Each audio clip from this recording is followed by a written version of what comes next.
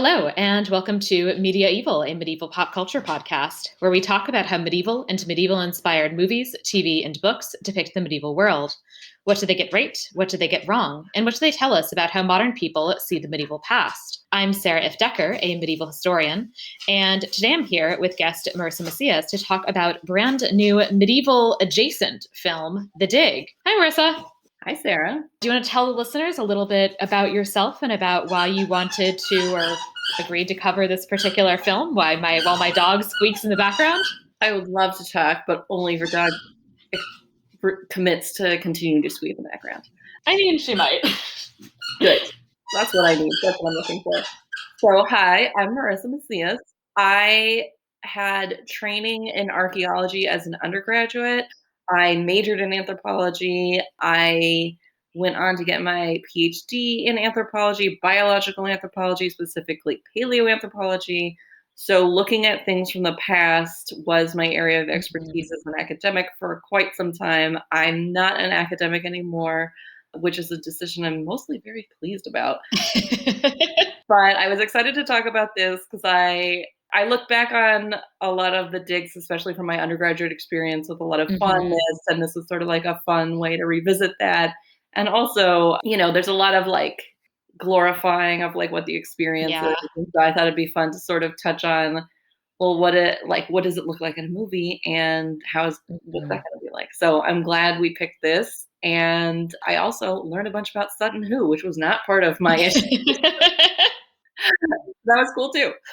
And I'm really glad to have your perspective as somebody who's actually had this kind of experience, since this is not something I've actually ever done. I've never actually been on an archaeological dig. Have you visited a site just for kicks? I'd love to one day. I think it would actually be really fun to just kind of see what that experience is like. But it's not one I've yet had. At least I instead try to get documents to actually be readable and say things. Yeah. Which sometimes feels like its own species of archaeology, but it is in its way. I mean, I honestly mostly did museum work myself. Like I went to, I did learn how to excavate, but ultimately for the area I was researching, I spent most of my time looking at specimens that were uncovered long ago and spent very little time actually trying to get them out of the ground myself, which is good because not everyone is cut out for that type of work. And I am not, it turns out. It seems hard. I actually always do worry that I am not coordinated enough to ever be involved in that sort of thing. I have broken a fossil before, which was really embarrassing, but luckily I broke it where it had already been broken. Like where it had been broken and glued back together, so I broke it at the glue. So they were pretty cool about that, but it was still humiliating. My only version of that is that I work with documents that are actually the earliest paper documents in Europe. Oh, wow. And I've yet to break one per se, but they do kind of exude crumbles and dust off of them.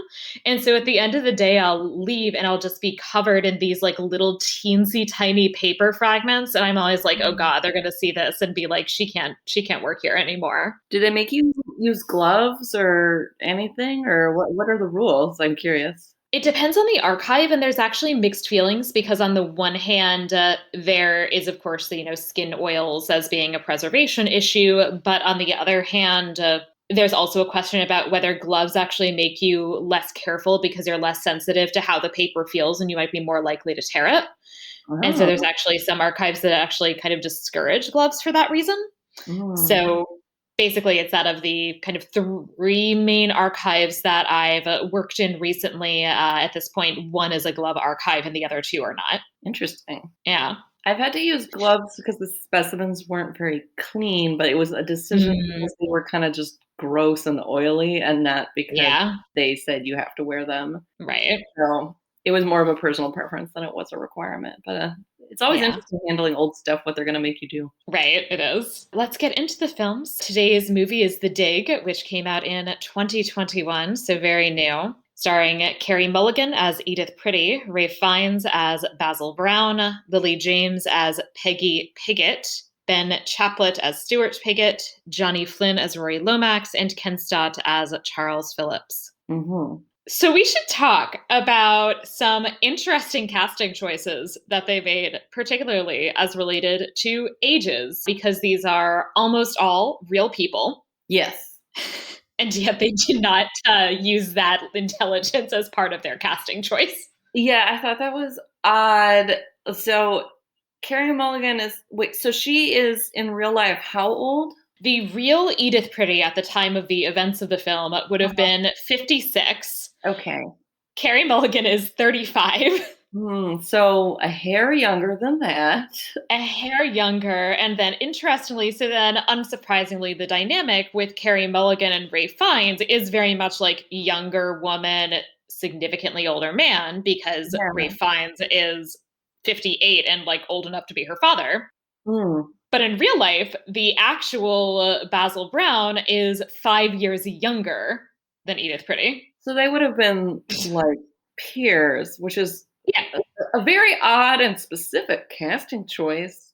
Yes. I mean, I think it just speaks to general ageism in Hollywood. I Oh, mean, yeah. I looked at the Sutton Hoo website and some stuff about the real Edith Pretty, and I couldn't figure out. So did she have a son extremely late in life? Like, was her son 8 years old or however old that kid was at the time that that was happening, and she just had a baby when she was like in Oh. her late 40s, or was that totally fiction? I couldn't figure that out. That's a good question. I actually forgot to look up anything about her son. I wonder if they just like made him a kid because, then you can have a kid in the movie and that's fun. Yeah, having a kid That in was the kind of my movie, guess, but I and could it be wrong. also gives them it's a easy storytelling thing where, Yeah. someone who doesn't know very much gets to ask a lot of questions. Yeah. So, I was like, I mean, if she really was 56 and she managed to have a kid this late, then I really feel like they didn't spend enough time on, like, "Wow, that's exciting." It Right. does happen, like, it's not like it Yeah. never happens, but it would seem it would be a lot more remarkable and a lot just like, lady with a kid, dead husband, what can you do? So I thought that was Right. odd. And then but did they make her younger so she could have an appropriately aged child? I don't know, none of it makes any sense. I'm thinking way too hard about this, but I thought it's weird. I mean, my guess is just definitely ageism and specifically the like particularly gendered way that ageism tends to function. But I also found it interesting. Something that I was reading said that apparently Nicole Kidman was originally being considered, and she's Mhm. close enough to the right age, like she's in her Yeah. early 50s. I don't know exactly what happened with that, or honestly, if I think that was on Wikipedia, so I also don't know Mhm. if that was 100% accurate. But Mhm. be that as it Yeah. may, assuming that it is, that's interesting that they then ended up going in this vastly different direction. Yeah, I mean, I'm not a big Nicole Kidman fan, but I would have appreciated that she was the correct age. So I don't know Yeah, what happened there, exactly. but and then it's also I guess it makes it a little more tragic that Edith is dying if she's younger. So I mean, that could have been part of the Yeah. decision. Yeah, so we're talking about this movie, so we're assuming the people listening don't mind spoilers. So yeah, she's dying Yes. very unwell. You find out as the course over the course of the movie. Not that 56 is like, well, you lived a really long life, but, Right. 55 is, like, clearly, like, that's too young. But I also strongly feel like Yeah. 56 is pretty young for, like, heart problems, especially for a rich white lady. But, I don't. Right. But of course, the other thing that's interesting is that I could be wrong, but my sense doing a little reading is that that actually might have been added for drama to the film because she Oh. did die a few years afterwards, but it was a stroke, I believe, and I couldn't find anything that clearly indicated that she had a history of kind of major health issues leading up to that. As I said, my research on what actually happened in the 30s and 40s was Mhm. quite cursory, Yeah. and so I could be wrong. And if anybody is an expert on this, they should feel free to correct me. But I think this film might have invented her heart condition for Hmm. that. So a lot of choices, specific choices Yeah.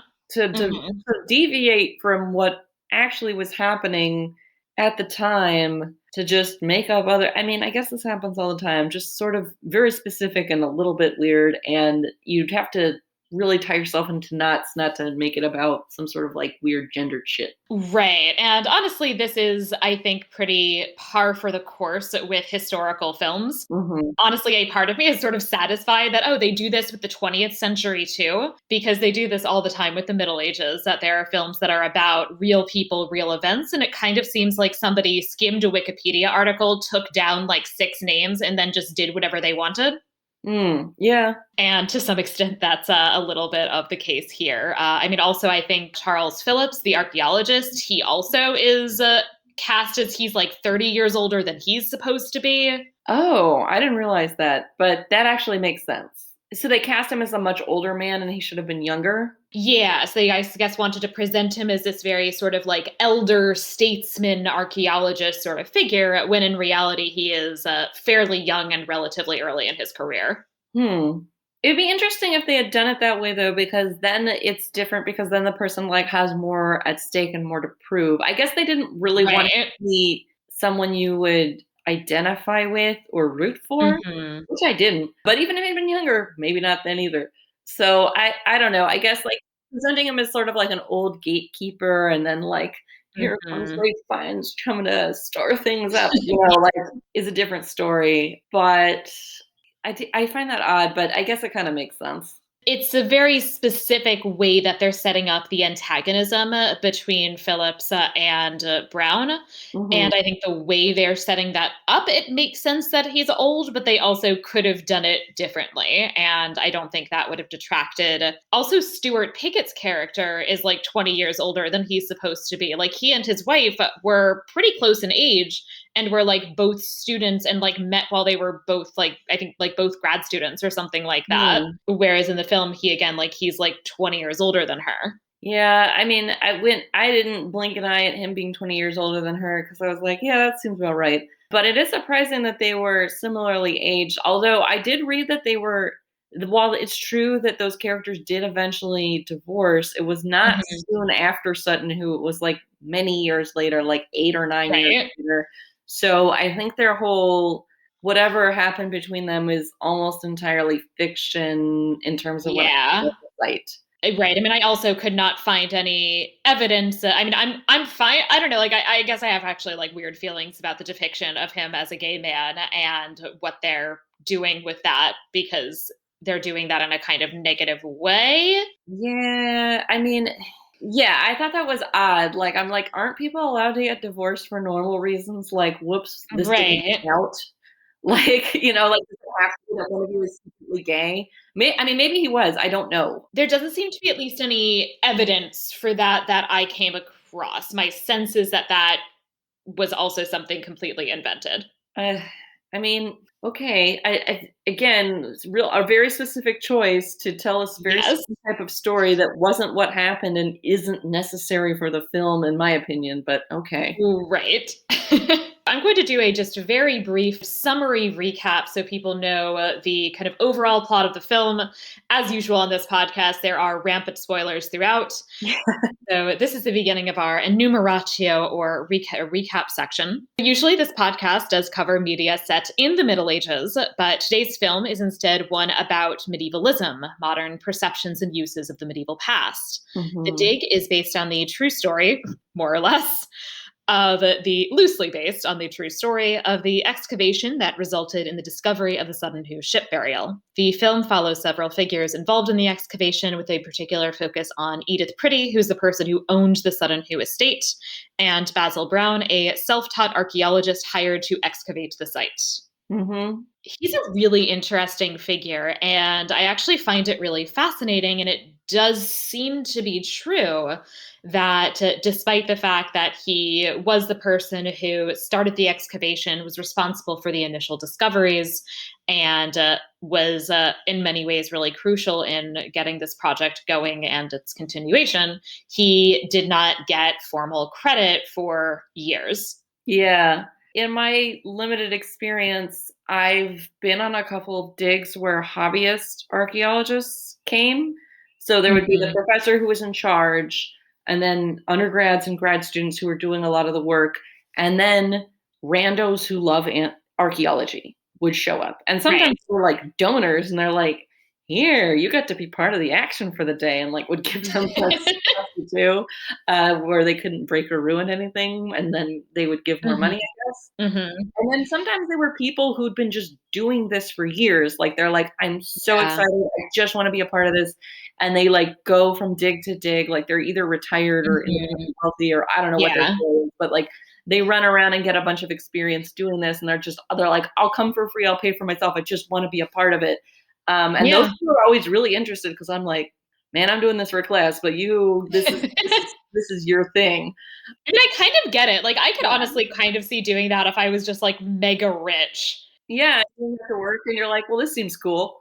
I always thought that was kind of interesting. Plus, it was like the 30s and 40s where archaeology Mhm. was really not much of a science. Right.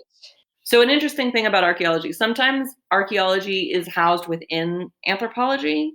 Like, there Mhm. are archaeologists who are primarily anthropologists, but then there's also archaeology departments that are, like, distinct and separate Uh-huh. from archaeology, so it kind of is like a philosophical divide, and then sometimes that explains how social science versus hard science they are, and sometimes it has no Mhm. relationship either, so it's all a big mishmash. But I guess what I'm thinking is, like, there's varying degrees even now in terms of how scientific people think you can be about interpreting the Mhm. past versus how much it's sort of like, Right. you have to accept that whatever lens you're seeing it through is already biased by the culture you live in and your own ideas about what you Mhm. think you're seeing or what you wanna see. And Mhm. that's true, but I was thinking, like, when you get, like, a hobbyist archaeologist to come excavate something, especially someone who hasn't necessarily been formally trained, like, you don't know Right. what you're gonna get in terms of what they were doing, but I was like, "I don't know, it was the '40s, what were you gonna get anyway?" Like, Right. or the late '30s, I guess, so I kind of was like, a lot of the time when I was watching it, I was like, "Is this pretty much what they did at the time?" Like, like, the way I learned was Yeah. very stepwise, very scientific with lots of measuring and, like, there was not Mhm. a lot of that, and part of it is because they don't have the equipment we have now, but part of it was like, I don't Right. even know how many rules there were. Um, but I looked at some old photos and I was like, "Oh, no, there were more rules than there was in the movie." Right. It was very romanticizing how archaeology was done. It is more formal than what we saw in the film, Okay. but not way more formal than what we saw in the I film. mean, and I was wondering also if this was potentially sort of a bit of a transition moment in some senses between archaeology being a bit more kind of formally academic at least and requiring very specialized particular training and credentials as Mhm. opposed to, being a bit more of a kind of hobby. Yeah, I'm a guy with a shovel, you know? Right, right. And especially when you take into account the fact that, of course, there remain people who literally like start messing around in their backyards and find things. Sure, I mean, That little girl who like pulled a sword out of a lake recently. yeah, I mean, it's funny, like, I grew up in California, so, like, there's just not centuries of historical things that are easily accessible in your own yard the way there are in, like, Right. Europe. I mean, Native Americans lived on the land that I grew up on, so there was probably something, but, a lot of what at least the indigenous people there don't leave a trace, so, like, even if I had tried very hard to find something, I don't know if I would have found much, but, Yeah. it's like there are, like, places in Italy where it's like you can't dig a 2-foot pit without hitting, like, some historical something. So Yeah. it's very different growing up somewhere where that's right under the soil everywhere you go versus having maybe no exposure to that. Yeah, it actually comes up a lot apparently with the subway in Athens because basically every time they want to build a new subway station, they find ancient Greek ruins. Yeah, I mean, it's been a city for so long that isn't Yeah. shocking at all, like, people just keep tearing shit down and building new stuff on top of it. Yep. So especially Mhm. as you dig into the ground, it's honestly in some ways more likely that you'll find something than that you won't. Mhm. And it does create a really interesting dynamic that we, for the most part, are much less likely to have to deal with in the United States. It's true. I mean, I definitely have friends who've worked for cultural resource management where they've gotten called out where, like, they're building a freeway and they find something and then, like, they are, like, for Yeah. hire archaeologists where they come and clear out and preserve everything so that there's room to, like, build the freeway or whatever. It's an odd way to do things because, like, you're just Mhm. it's like, just make save stuff, but just make room. So like even if you find something amazing, you're kind of supposed to just leave it if it's not something directly in the path because it's like it's Right. not your job. Your job is to make room for the freeway. Right. And of course, also, I mean, there's a lot of weird history with archaeology and some of the kind of choices that are made. My understanding is that there's also archaeological sites where basically they decided they were looking for something from a particular period. And then if they found something later, they kind of like ditched it and threw it away. Yes. Yeah, there's a lot of places where if you're doing archaeology at a site where people have already tried to do archaeology, either formally or Mhm. informally, like you have to get through the layer of like the piles of crap where people are like, oh, another big piece of like terracotta pot shard and like threw it into a pile. So you have to like dig through the trash from the 40s and get on the Ugh. back of the stuff that people from the 40s never like piled up or touched. So that's also Yeah. cool. And I was thinking about that too in the movie. I did think it was cool that they got into a lot of stuff about like soil disruption and grave robbing. Yeah. Yeah, like you do have to think a lot about like who's been there before. And like it is funny to call Mhm. like archaeologists from the 40s like grave robbers. But if you think about it, that's what Sutton Hoo is. They Yeah. robbed the grave. They put it in a museum Mhm. instead of selling it for profit. But Right. what is the difference at some point? Right. Yeah. And then essentially, I mean, it's interesting also that they talk about the kind of role that the coroner plays and the fact that when there are human remains or a grave at stake, then there are kind of additional questions that get brought up, but that to some extent they're often ultimately decided that they don't really matter that much. Ultimately, the kind of historical significance is considered to basically outweigh letting these remains rest in peace. Hmm. It's interesting to think about, how those decisions get made. How old does something have to be for you to make that decision that, the putting it in a museum outweighs the letting this person have their grave? Yeah, because I did study human remains for a lot of my research. I Mhm. looked at human remains and then would look at the museum records of how those came to be. Mhm. Sometimes because I was curious about more specifics of the site and learning a little bit more about what these people were like. And sometimes it was just curiosity, but some of the records were atrocious. Like, I mean, I'm not Yeah. even gonna get into how bad it was, but I mean, I've seen things where basically the museum sent people to another country where Mhm. the people there are like a part of the country where people don't have much money. And then they approach a group and ask the old people, where did you used to bury your dead? And the old people are like, over there. And then they go, cool. And then they go dig up the old people's like God. prints, basically. And they're like, thanks. And then they like bring it back. And then they're like, no, this is part of our collection. We got, like 100 skeletons from like rural Mexico. And like, Oh god. that's messed Atrocious. up. Yeah. And then on top of that being extremely messed up, the way that they used to do this is also insane. They're like, well, we'll just put all the hands in this box and all the heads in that box. God. So like these, and on top of this being like an inappropriate way to treat the recently deceased, Mhm. from a scientific point of view, like even if you're like, okay, that bears no meaning, it's like I don't know which leg goes with which hand. I don't know which head goes with which Right. foot. That's also crazy. Because what I've seen in terms of what people have been able to learn from human remains, you get so much more out of having a full skeleton The as more of opposed the to, skeleton you let's have, throw the all the more hands in this interesting box. questions you can ask and answer. But if you decide to put all the heads in one box, then that goes away. And I mean, and also just it's crazy too. Like people used to just think, oh, the head's the only important part, so they would collect all the skulls and Oh, then just, like, wow. dump all the bodies somewhere else.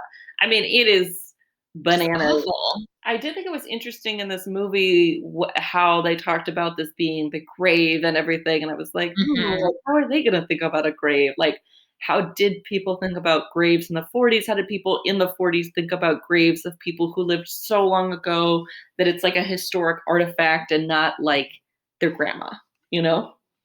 Right, and especially because it's also really interesting in the film because, of course, the broader context of these events that the film very much emphasizes is the fact that it takes place in 1939, of course, on the eve of World War II, and basically ends with England announcing that they have officially declared war on Germany, Mhm. and that now, basically, I guess my understanding is that essentially all expensive and inessential work, like an excavation ceases. That was my understanding. I was also wondering if part of that is because they expect all able-bodied men to go fight and That was not my be assumption, at least. digging Yeah. around in the dirt on, fun history projects. Yeah, that was certainly my assumption is that, yeah, basically like, well, if you can spend all day digging, you can spend all day fighting the Germans instead. Instead of looking for artifacts, you can dig a hole to hide in and not get shot. You know, normal stuff. But because of that, the film is also, I think, really concerned with mortality. I also wonder if that's why they have this big emphasis on the fact that Edith is dying, especially Oh. considering the element that is, as far as I can tell, at least something that was introduced for the film, that she's currently undergoing health problems and essentially knows she's going to die. That is interesting. I hadn't thought about that at all, which raises the question to me, were rich people buried on their land in those days, or were they buried, like, in their church cemetery? Like, I was like, I wonder Hmm. if, like, Edith would have been buried on her land, and if so, what would that look like? I have no idea what people did in the 1930s. And in like the late Middle Ages, they would have been buried in a church. Mhm. But yeah, no, I don't actually know what people would have done in the 30s. Yeah, I mean, it would have been cool if they had kind of gone in that direction, like, as she's facing Yeah. mortality and, like, maybe she's going to become part of the land, like, what are the parallels between, Mhm, like, what is gonna happen to her and this thing that they're mhm. uncovering. That would have been a cool thing for them to do. Didn't do it, but Yeah. that would have been fun. No, Yeah. no, but yeah, but it does, I think, link that at least there is this kind of overarching theme of mortality and what happens to you after you die and these attendant anxieties. Yeah. Very much kind of forming the context because yeah, she's dying. There's also her cousin Rory who shows up, who is not a real person, who is about to join the Air Force and therefore also is very much facing the real possibility that he won't make it. Yeah. So that was interesting to just make up a guy, and I guess he was Mhm. primarily invented to be a love interest for Peggy? Yes. We've already touched on Peggy a little bit, but the film makes weird choices. It starts out with Basil as the really basically the kind of head of the excavations. He's Mhm. got a couple of kind of assistants here and there, and Yeah, then she, like, eventually the loans find out is other people that work on her land to, like, help him move the dirt, yeah, sort of directing them, which is basically, very yeah. interesting, very backyard archaeology, literally, I Mhm. guess, in this case. Then the find is eventually declared to be of national interest after he's uncovered the ship. Mhm. And that makes it of a significance that it's now officially, kind of by state order, is being taken over by the British Museum. Mhm. Kind of continued excavation. And so then you get this whole new team of professional archaeologists. So this includes the Pickets. First of all, there is this age difference element that they were, in fact, both young archaeologists. Yeah. There's the additional element that while they were both young, she's presented as having basically no experience, which is not, in fact, true. Yeah, or she's presented as having some academic experience, like she's written Right. some things, but that she has little or no experience with actual excavation. If it were true that she had no experience with excavation, I can see wanting any person with little to no experience with excavation to not work on maybe the most delicate or important parts while they're learning. But it's Mhm. weird that they chose to present her that way because it's like it's justifiable. It's like, yeah, you don't like let someone drive the caterpillar the first day on the construction site. Right. Like it's just like basic like you need to learn the techniques, you need to prove that you've got a good hand because it is Mhm. not just move dirt. Like there is an artistry to it, particularly with how Yeah. delicate some of this was and how dangerous Yes. some of this was. Like you need to know what you're doing. Like it's like they wanted to prove that there was sexism, but they did it in a way that made it harder. I was like, yeah, we know people were sexist then. You didn't Yeah. have to make her inexperienced. And in fact, that's Hollywood sexism and not Mhm. 1930s sexism. Like if you present her as Yep. actually experienced and then she wasn't allowed to do anything, that's worse than she actually just is inexperienced. This is also something that I see all the time, in fact, with movies set in the Middle Ages, that you have situations where the women in the movie have less agency than the real women in the 12th century. Mhm. And because, which is very much Hollywood sexism. Because of our own ideas about what women are or were allowed to do. Yes. Right. Exactly. But yeah, so you're able to introduce this like weird misogyny where at some point, pretty soon after she arrives, Phillips basically indicates that, oh yeah, no, I just told Piggott to bring his wife because I figured you were probably skinny, Yeah. which has a lot of other stuff going on there. I mean, someone I went to graduate school with went on a dig. I don't want to give too many details because I guess this Oh is yeah. rude or whatever, but she was invited on a dig, and the person in charge, who was a much older man, sent her Mm. and the other woman to go work at this other site. So most of the people were working at the main location, and she and the other person were working at the one of the two more minor locations, and they were Mhm. finding a lot of, like, teeny tiny, like, rodent bones, like, very small Uh-huh. specimens, and then they're like, "This is boring, like, none of the good stuff is here," and Yeah. finally the other woman who was sent to go work there, she's like, "Why is it just the 2 of us? Why don't we ever switch? What's going on?" And so she Right. had the more experienced woman talk to the guy in charge, and he's like, "Oh, well, women are more delicate from their experience with, like, God. crafts and knitting and sewing, so I thought you guys were better suited to that." And then the other one was like, "I don't fucking knit or sew. You put us on the real thing tomorrow, we're leaving." And so he was like, "Oh, okay, sorry, sorry." Good.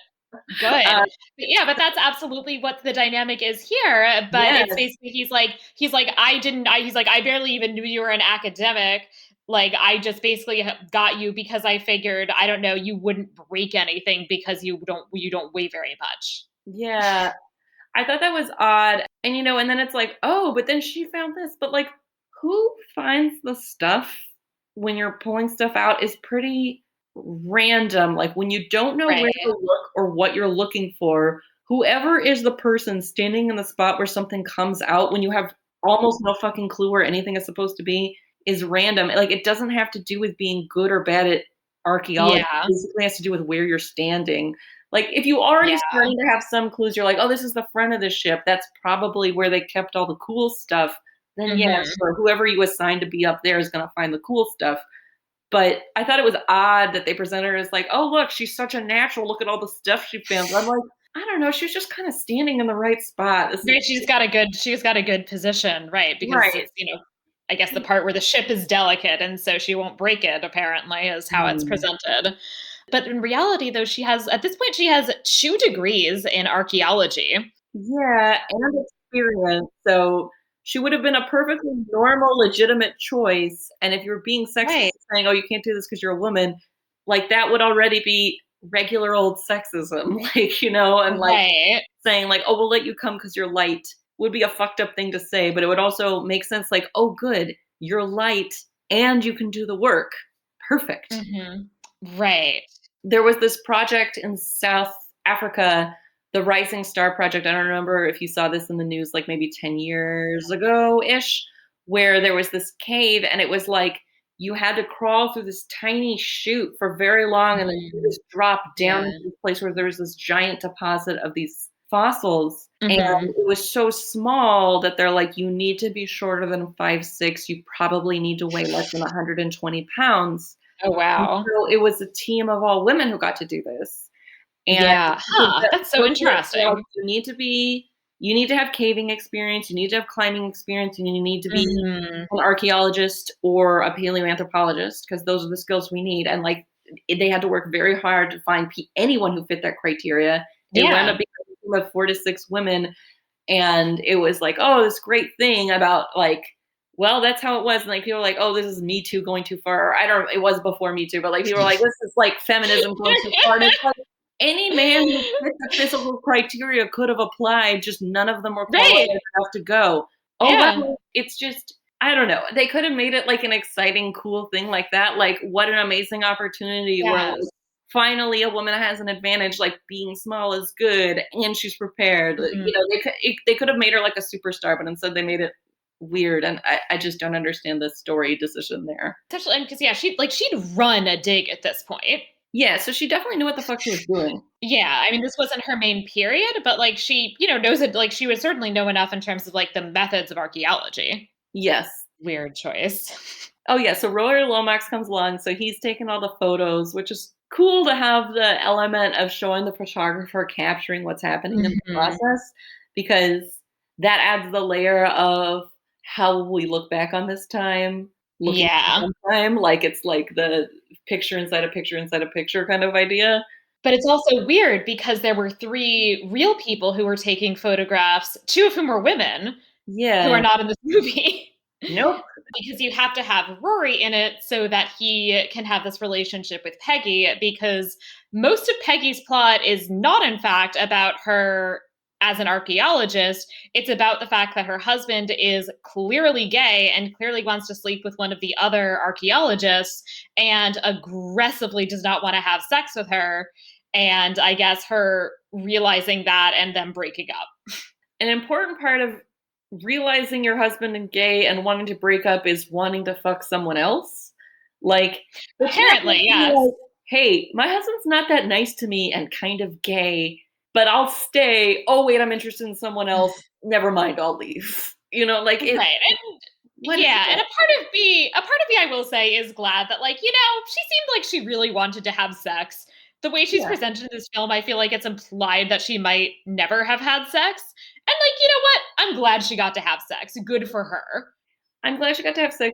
Very nice. I'm glad that they showed a woman in charge of her own sexuality. I guess I just don't really know why we're putting that onto a female archaeologist of that era.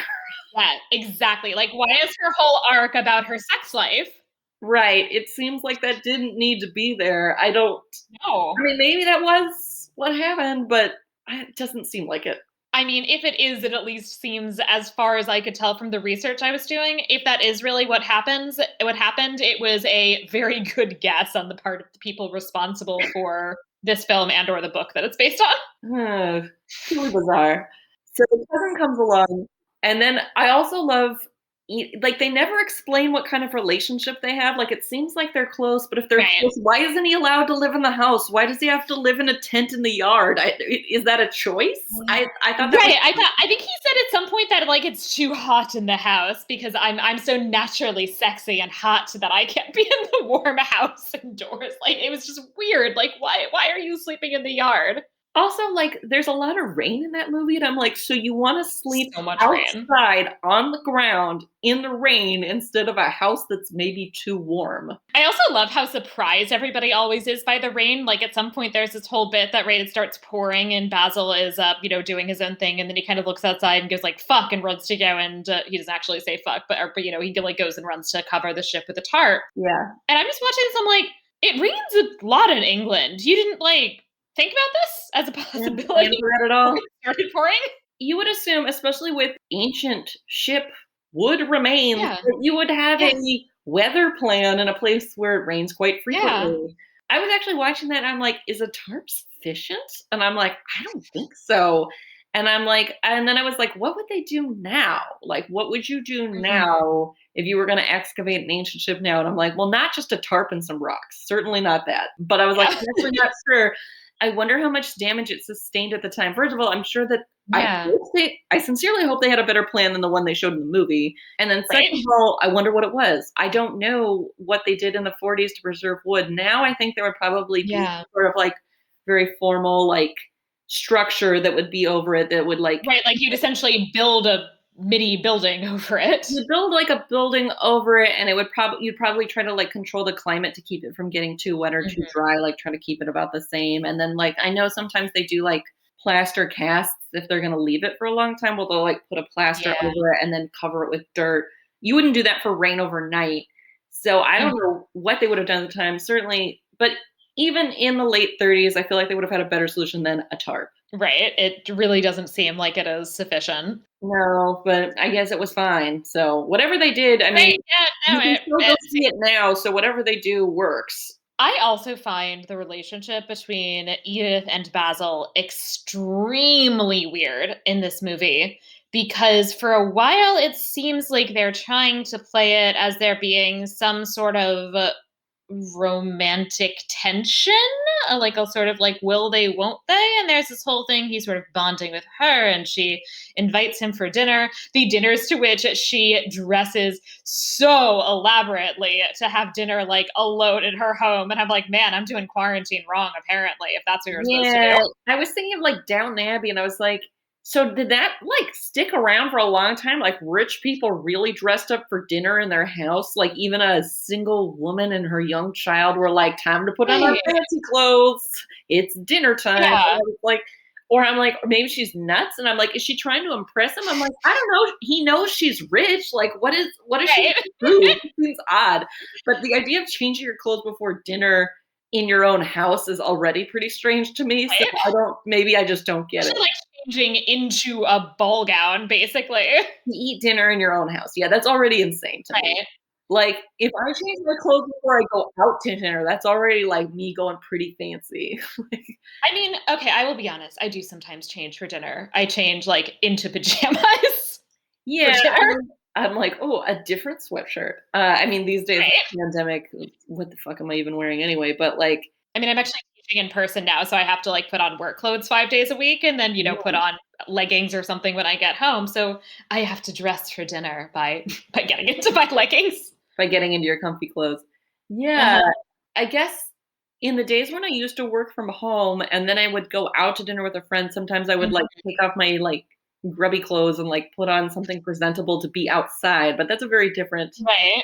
feel than wearing a ball gown in your house. So anyway, she dresses up for this dinner that she's invited to him to, and then his wife shows up, and we're like, "Wife? Yes. Wife?" His wife, who he's had this like stack of letters from that she writes him like every day, and he hasn't read or opened any of them. And he's like, "I was saving it for the weekend." And I'm like, "I thought you go home on the weekend. What are you talking about?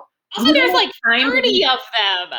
Like Oh, how like what weekend? Like a weekend like a random weekend in 3 months? Like I thought that was odd, and then I was also like, "Okay," he's like, I'm working a lot." I'm like, "Okay, yes, he's working a lot, but he's not out there digging in the dark in the yes, evening you can read a he has fucking letter." enforced Like, is she space. writing, like, letters that would take him, like, 2 hours to read? Like, is her handwriting terrible? Like, what is And they're happening? in like tiny envelopes. It can't possibly take him that long. No, so I thought that was odd. I can't make time to read a letter my wife writes to me every Right? fucking day. Like, she writes to me every day, and I can't take the time to read it. What's up with that? But no, that's never addressed. We never dive into why Yes. don't you read the letters at a normal rate like a human. John Adams read the letters from Abigail Adams every day, Yeah, so I think exactly. Gavel really could have handled it. Think he can handle it, yeah. It's also okay, so their dynamic, so she clearly is like, I don't know, she, like, sort of acts like she misses him. He acts like he might have never met her before, and 2 separate times, he's like, "Do you wanna stay the night?" And she's like, "Nah, I'll see you later." Yeah, like, in a way, I kind of admired her, but she's like a very strange character. She's like, "I'm not gonna come with you to the site. I'm No. going to write you a letter every day. I won't spend the night, and I'm going to be annoyed with you for not making more money, but also accept that that's who you are." I'm like, "What an interesting amalgam of characteristics in a distant wife." Yes. Yes, and it's just they're so weird. Like on the one hand, they have they have a couple of nice moments here and there, and they have Yeah, these like little bits where it's like she clearly listens to him talk. I don't think he listens to her talk, but she listens to him. yeah. But as I said, so much of their dynamic, it's almost like, have you ever met before? Like, did you have an arranged marriage 4 hours before you left to go on this dig? It seemed odd to me. Also, they don't have children. Okay. Frankly, in Right. that era, that's interesting. Were they unable to? Did they Yeah. decide not to? Both of those are interesting, certainly in that era. They don't talk about it at all. Okay, Right. fine. But it was odd. They're like, they have no children. And then it's like, and then nothing. Like, and I feel like that's like part of Right. the element of how I think of this film as being very British. Like, just like Yes. something, and then we don't talk about it. Right. Basically, There's a lot of there's a that. lull, a meaningful lull, and then nothing else. Yes. Because there's also all this weird stuff with, so Edith's, two big dramas is one that she's dying, but also that she's a widow who in this film is a young widow. But there's Mhm. this bit of backstory that we get, which is apparently true, that her husband started asking her to marry him every year, starting on her 17th birthday for like 13 years or something like that. Hmm. Like, what? I don't I guess so he died in the World War One is the thing? Or no, that can't be right because then that would've been too early for their child or Kid would be too old. Would be too old. yeah, Yeah. so he died at some point. I don't remember how he died. I think they might have said, but I don't recall. Tragic, I thought, or surprising Um, or something. He asked her to marry him every year, and was she like, "I'm 17, maybe later," and then finally at 30, she's like, "Now seems good." Or was she, like, seeing kind of. other people? Like, what the fuck? Like, that what a weird thing. Also, if a man asks me to Yeah. marry him once a year for 13 years, what happened to the No. 13th year where I'm like, Yeah. "Okay, sure." Right. So allegedly in the film, and this I don't remember if it actually has any bearing in truth or not, but in the film it had something to do with she, felt she had to take care of her father, and I don't know, maybe he had either he died or she got sick of him. I don't know. Because it has that she's like, oh, I have to take care of my father. But then it's also at some point she's like, my father's a shit, he wouldn't let me go to university. So I don't know. I was like, "Did you actually wanna take care of him, or do you just not wanna marry this guy?" Right. And then again, why say yes in 13 years? Also, that's like a real move of somebody keeps saying no to you when you ask them to marry you, and you keep asking every year for 13 years. Yeah, Who like, he does didn't that? develop any other interest during that time. Like, he wasn't like, Right? after, like, 5 years, he wasn't like, "I don't think this is going anywhere. Maybe I should Right. pursue someone else who seems more open to this." It's so weird. And there's in general so much weird backstory that is just kind of Weird and very sort of specific backstory surface. that we don't really comprehend. We learned that like Peggy's father like drowned dramatically or something, and she like goes off about this, and it's like I feel like I don't need to know this. No, like, this is a weird character development that doesn't move the plot forward. Like, you're making the character more No, complicated, but not in a way that makes the story make more sense. It's like, no. it'd be like if, like, all of a sudden one of them was like, "And I'm very afraid of dolphins," and then they all were like, and then we all move on and we never talk about it again. Like, Right, what right. does that have to do with anything? Right. So as I said, my way to thematically make sense of it is this anxiety about mortality related to digging up a grave. But Mhm. I feel like I'm meeting the movie more than halfway on that with that interpretation. You're giving them a lot of credit, which they may not deserve, but okay, we could paint it that way and say that that's what it is, and then maybe a little muddling on the execution. They start to make more and more discoveries. Man, going back to the extremely just atrocious way everybody talks to and about Peggy. At some point, Mm. when she like digs up the first big find, the Merovingian tremesis. So it's a 6th, 7th century coin. Somebody says, "You clever girl," which, when you're referring to a human and not a velociraptor, is maybe the most patronizing thing you could possibly say, Yeah, yeah. especially an adult woman who has 2 degrees. An adult woman who is probably more qualified than you are, but yeah, sure. Other than that, I found out rubbing it the wrong way. I'm like, also, this movie was made after Jurassic Park was made. It took Yes, place before, but was created afterwards, meaning they were aware this line existed and then right? chose to use it. And I thought that was strange. Like, I'm like, It's how is it bizarre. possible that the people involved in making this movie, none of them have seen Jurassic Park and thought this was maybe a strange line to utter at this point? Like, how did they expect there would be any people watching this movie who wouldn't immediately think of velociraptors when they heard that line? Like, why didn't they anticipate that problem? Or are they making a reference to it because Jurassic Park is about the past? Like, again, I think I'm giving the movie way more credit than it deserves. I do like the idea as this is a Jurassic Park reference, in which case, also, given that she's being compared to a velociraptor, is the goal that she's actually going to eat her husband at the end?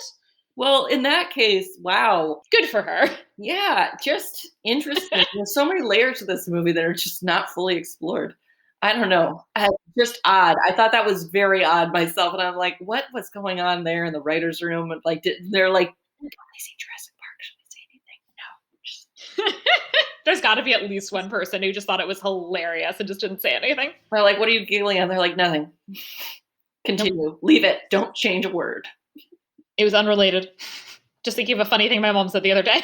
Doesn't belong in the script, though. Don't ask me about it." Definitely not. Definitely not. They find this coin, and based on this find, realize that the ship is they use the term Anglo-Saxon, which I'll be Mhm. talking about that term and the critiques of it later. But it is, of course, correct to the time that would have been the term used uncritically in the 1930s. Mhm. As is the term Dark Age, which I will also talk about. Mm. And they talk about how this changes everything and means that these aren't just a bunch of marauding barterers. They had culture, they had art, they had money. Woo! Okay. Yeah. Hmm. Yeah, so I, like, saw that line, I was like, "Wow, well, Uh you huh. did really hit the nail on the head on a lot of the Hmm. things that are problematic about archaeology, so good job Hmm. there." I'm not even sure the movie, like, was it a wink and the nod where the movie knew that this is kind of an inappropriate thing to say, or they're like, "That's what someone would say at the time, it's just historically accurate." Like, I was I was not not sure. sure. I don't know, but Yeah. I was like, "Wow." I mean, it is Phillips who says it, and I don't think he is ever supposed to be likable. Yeah, that's true, so maybe it was sort of a wink.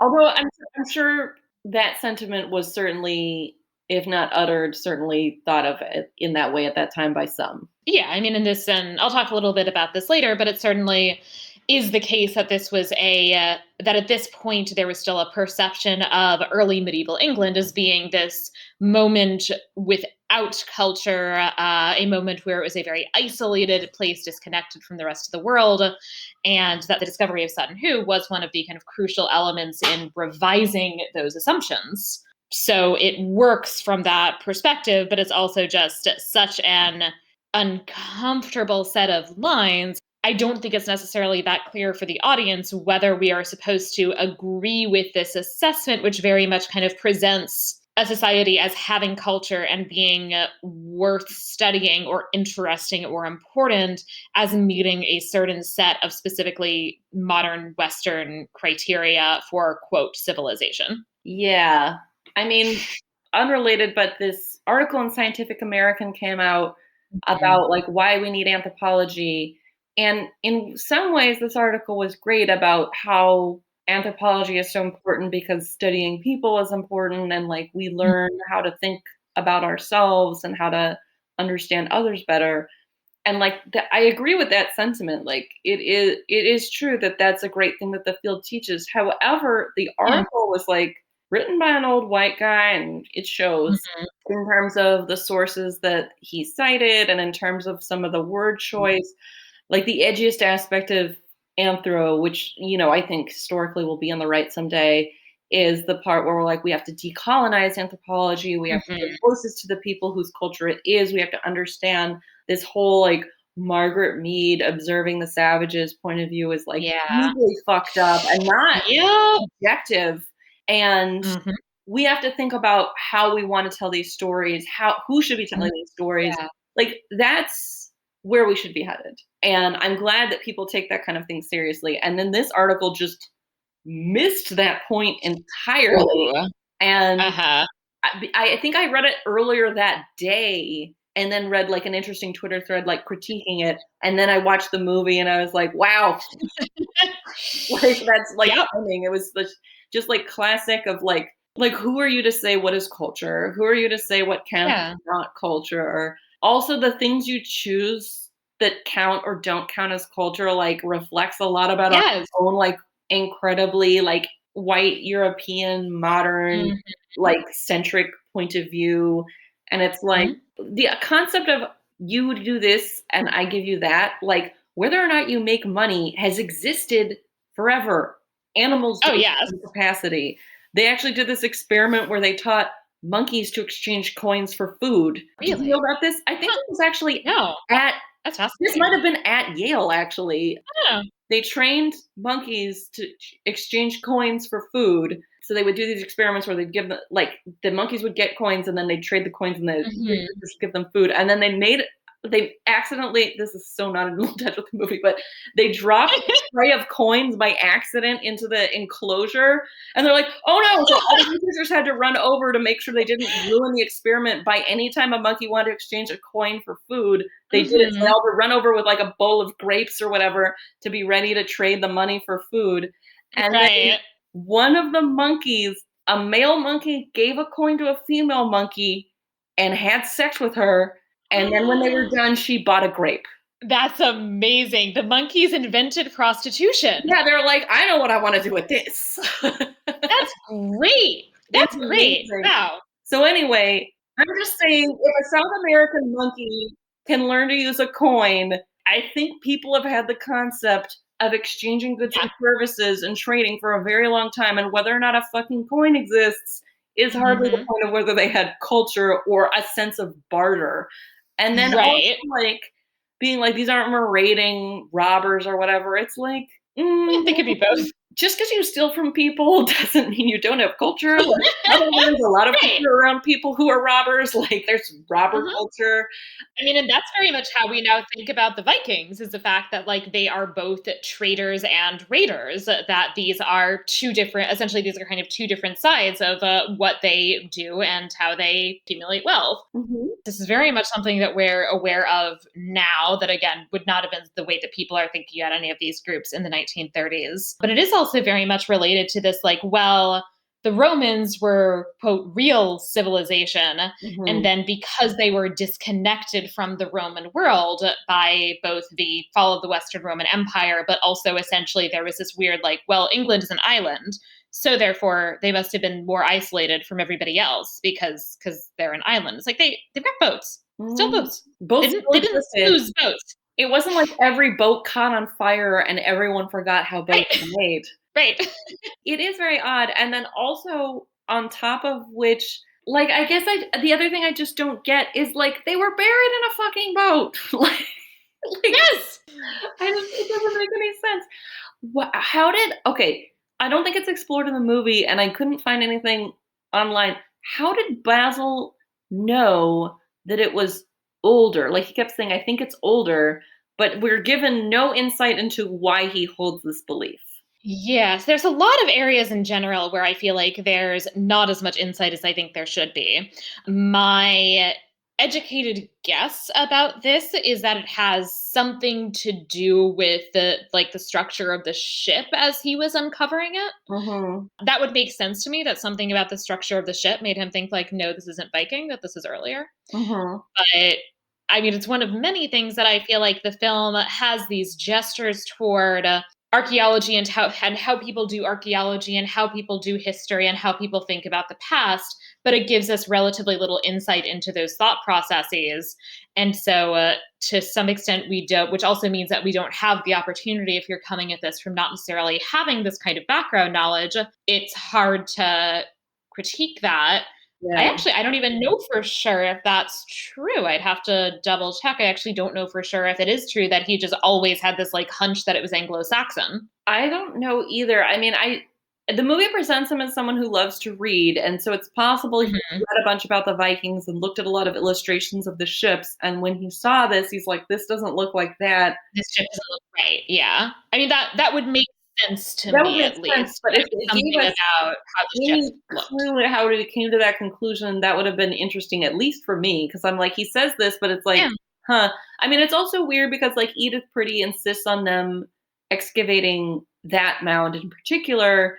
And there's an interesting conversation about why he doesn't want to do it and why he changes his mind and then he does want to do it, which had to do with it looking disturbed instead of being round. It was oblong, and like how the dirt had settled over time. And then they were like, maybe this one wasn't actually robbed properly because it had settled. So maybe there's still a lot of good stuff in it. So let's go after it. Like, that was an interesting point that does Yeah. give you some insight into how an archaeologist thinks, and was Mhm. I appreciated that. But like, he's saying, "Oh, I think the boat's older." Like, couldn't he have shown us? They could have like had like literally 5 Yeah. seconds of him looking at like a diagram of a Viking ship and like stroking his chin, and that would have Being at like, least "No, been like, this doesn't ah, look like that." Yeah. he's thought about this before, you know?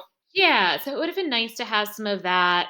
I mean, there's again, like, there's this kind of weird, like, emphasis on the kind of hunches and how that works, which is also sort of strange. Carmen agrees. Carmen has Mhm. lots of thoughts about this movie. She's my producer now. Oh, also, by the way, speaking of the like weird like mortality things, there's that whole bit earlier where he starts digging the other mound and then gets like buried alive and almost dies. Yeah. That part was very So weird where intense. I'm like, "What the fuck?" And I was like, "Is that supposed to be part of why he changes his mind?" And I'm like, or is it just Right. another like, "Death is always in the air. World War II is coming. We're digging up a grave." I don't know, but I thought that was really odd. I mean, it was scary to watch where I was like, Yeah. "Ugh," like, and like I've dug trenches that are Mhm. basically coffin-sized and sat inside them when it was very hot and I could be in the shade, and I was like, Oh, "Oh, yeah. this is a little creepy being in here," and I'm like, "I guess someone could dump a bunch of dirt and I could die in here," and I was like, "Oh, I'm not really worried about that." Yeah. But it was, like, weird, that feeling of, like, being under the dirt and then seeing him covered in the dirt, like, maybe have, like, Mhm. a "Ooh" moment of, like, remembering that feeling. It was also filmed very weirdly because it's a lot of back and forth between the different stages. Like they like so first like he's like they're unburying him and then they're carrying him and then we see them like kind of I don't know. Sometimes she's giving him mouth to mouth resuscitation. Sometimes they're just sort of hitting him in the face and then they go back and they're carrying him again. It was odd. I was like, "Is he dead? Did he die?" I was and then I'm like, "Oh, no, he's alive. Oh, it's fine." Okay. Right. That was Right. weird. I also thought it was Yeah. strange that he got buried by a bunch of the dirt, because like, when they're excavating the ship, they're, like, very careful and it's pretty safe, and they're, Mhm. like, warning people to be careful, but then he digs this, like, super narrow, super deep, like, thin, narrow trench and then almost gets buried alive. I'm like, "How is this consistent with him being a good archaeologist?" Like, that doesn't make any sense. Like, Right. it would seem like someone who has a lot of experience and was been doing this their whole life would know this is not safe. And especially that, like, I mean, and literally, like, he would have died if she hadn't been there because nobody would have known. Right. That's also weird. Yeah. So I thought that was a strange part of the movie and creepy, but I'm not even sure what it added. I guess the whole fear of death is looming concept. I don't know. It was odd. Right. And it's also, I mean, in general, a lot of the film has this kind of feel. There's something of an overarching plot, but it also just has all of these sort of odd series of vignettes and events that to some extent just don't feel like they matter. I mean, there's also this whole bit where after the new archaeologists come, Basil just takes off and doesn't even bother telling Mrs. Pretty that he's just leaving. Yeah. Then her son like rides what I don't know, like 10 miles or something on a bike. I guess we all hope he, doesn't have his mother's heart condition. Yeah. And to like make him feel guilty about quitting and not like taking him out to like look through a telescope first. Yeah. I also feel like he could have stayed, looked through the telescope that night, and then left, and that would have been, like, fine. Like, I Yeah. get that, like, and in a way, if, whatever, like, Phillips had been younger, it would Mhm. have been actually a very interesting interplay of a younger Yes. man coming in, and you're, like, a seasoned person who's learned your Mhm. whole life, but this guy who has, like, a PhD from wherever is telling you how you're gonna do things. Like, that power play would have been interesting and more meaningful in some ways where he's like, "I'm not gonna let some Yes. young, dumb jackass tell me what to do," and then to change his Right. mind and say, "No, I'll play ball." Yeah, and I think that really would have heightened the kind of emphasis on them having perhaps these 2 different kinds of experience, Yeah, as opposed to because they then made him old, they're essentially then in the kind of same position in terms of having essentially equivalent experience. Phillips just also has a degree, yeah. and so especially given that, I think again it would have been more interesting to have had him be 30 years younger, which again, he should have been. Mhm. Yeah, it's true, and, I did like that Mrs. Pretty sort of challenged him on Mhm. being classist, but I'm like, Yeah. and, it maybe like, and, it shows later in the movie too, like, Mrs. Pretty advocating for him getting credit being involved. I don't know how historically accurate that is. It does Right. seem true at the time that the only person who could give that criticism where it would be taken would be another rich person and with the same Yes. status as he Probably. I would imagine that in those days, in order to get a degree, you probably came from a wealthy family. With, I would say, very few exceptions, Very would few be exceptions. my If you understanding, had yeah. a degree in archaeology in England, you probably came from a wealthy Yeah. family. So, probably the only person he'd be willing to listen to is maybe Mrs. Pretty, and then even then, why would he listen to her? Mhm. She's not an academic, she's a woman. So, which he Right. really doesn't think too much of. So, I that part was odd. I mean, I like the idea of her going to bat for him Mhm. and caring for him, but also in a way it's, like, weird in this like, are they alluding to the romanticism? Is it her sense of right and wrong? Like, I don't are they supposed to just have a close friendship where they just care about each other because 'cause they're like-minded? Like, it's odd. And it's also this weird dynamic because on the one hand, she's the person fighting against this kind of snobbery and for him to get the credit he deserves. But on the other hand, we also see her essentially wielding her class privilege against him. Like it's weird that she invited him to dinner just this one time, and otherwise he never comes to dinner, despite the fact that he's basically living and working on her property and she sees him every day. It's Yeah. weird that he doesn't like get an invitation to her dinner that she has alone in her house with her son and no other person. It's Yeah. there's also that whole bit where she's sick and she goes to she goes to the doctor and then she comes back and she's clearly also feeling like depressed about the fact that she's going to die. And he gets in and I guess tells her something about, I think maybe that's when like the new archaeologists are taking over or something like that. Yeah. And she, because she's in a bad mood, like goes and like calls for her butler to like escort him out of the house. Yeah. That was odd. Yeah. I mean, I'm thinking of even movies like Terms of Endearment, where it used to be I guess it used to be more of a thing than it is now, where, like, no one can see me sick. I don't want anyone to see me when I'm sick. Like, there's Mhm. some shame about being not Right. well, or it's not respectable to be seen as not well or something. I was just like, Yeah. I don't really understand this because I don't feel like it exists now, or it doesn't exist for me in the way that it does it's represented in movies where I'm like, Right. not wanting people to see you sick is, like, about, like, having dignity or something. I thought that Right. was just odd. I was just like, "I don't really get this," and maybe it's true that that's more how people are or some people used to be, but it didn't Mhm. resonate with me at all. I'm like, "You're being weird." She's definitely being weird. I was to some extent taking it as essentially that she didn't wanna deal with people because she was confronting the fact that she was about to die, and she sort of didn't, I guess, just, like, she just wasn't feeling it, which, like, I kinda get that. Yeah. But again, I feel like I'm probably meeting the movie more than halfway with that interpretation. There's the scene where she's with Rory, and she's like, "Well, you need to survive the war because he's going to need you." And, like, that's all that's said. Like, Right, it's like, she doesn't "Get it? say, Do you get "I'm it?" It's like, "Oh dying, my don't god." go," or whatever. Like, it's just, like, subtext. Like, it reminds me of that Eddie Izzard sketch where he's talking about how British movies are Mhm. impossible to eat popcorn to because they're so understated and subtle. It's like he Yes. just walks in the room, it's like, "What is the passion?" "Oh, nothing. I was just arranging matches. I think I'd better go." "Yes, I think that's best." Like, that's what it made me think of, where I'm like, no one says anything. There's just, like, subtext and lulls and staring. Like, I'm like, I At get each that other. this movie is British, but people could say a little bit more to make things make a little more sense. It is a Yeah. movie. It is a story. This movie in particular just felt very unnecessarily reticent about explaining characters' emotions and motivations. And on the one hand, I get like, okay, maybe you're going for show don't tell, but I also don't feel like they effectively showed. Neither showed nor told. Yeah. But don't forget, Peggy's dad drowned. That's important. Right, yes, Peggy's dad drowned, but she has a coin that reminds her of him, and also she used to believe that it was the coin that Jesus showed to his disciples, and I'm like, "Why are we talking about the Gospels now?" I thought that was really funny just because that is, like, I totally did, the thing yeah. a child would do, but also is Oh, completely out of absolutely. place in that movie. It really is. Yeah, and simultaneously, I was like, "That is honestly a great story," but now we have so much backstory that is related to nothing. She also spends, like, 10 minutes of this movie telling a story about, like, nightingales on a radio. Is this gonna be important?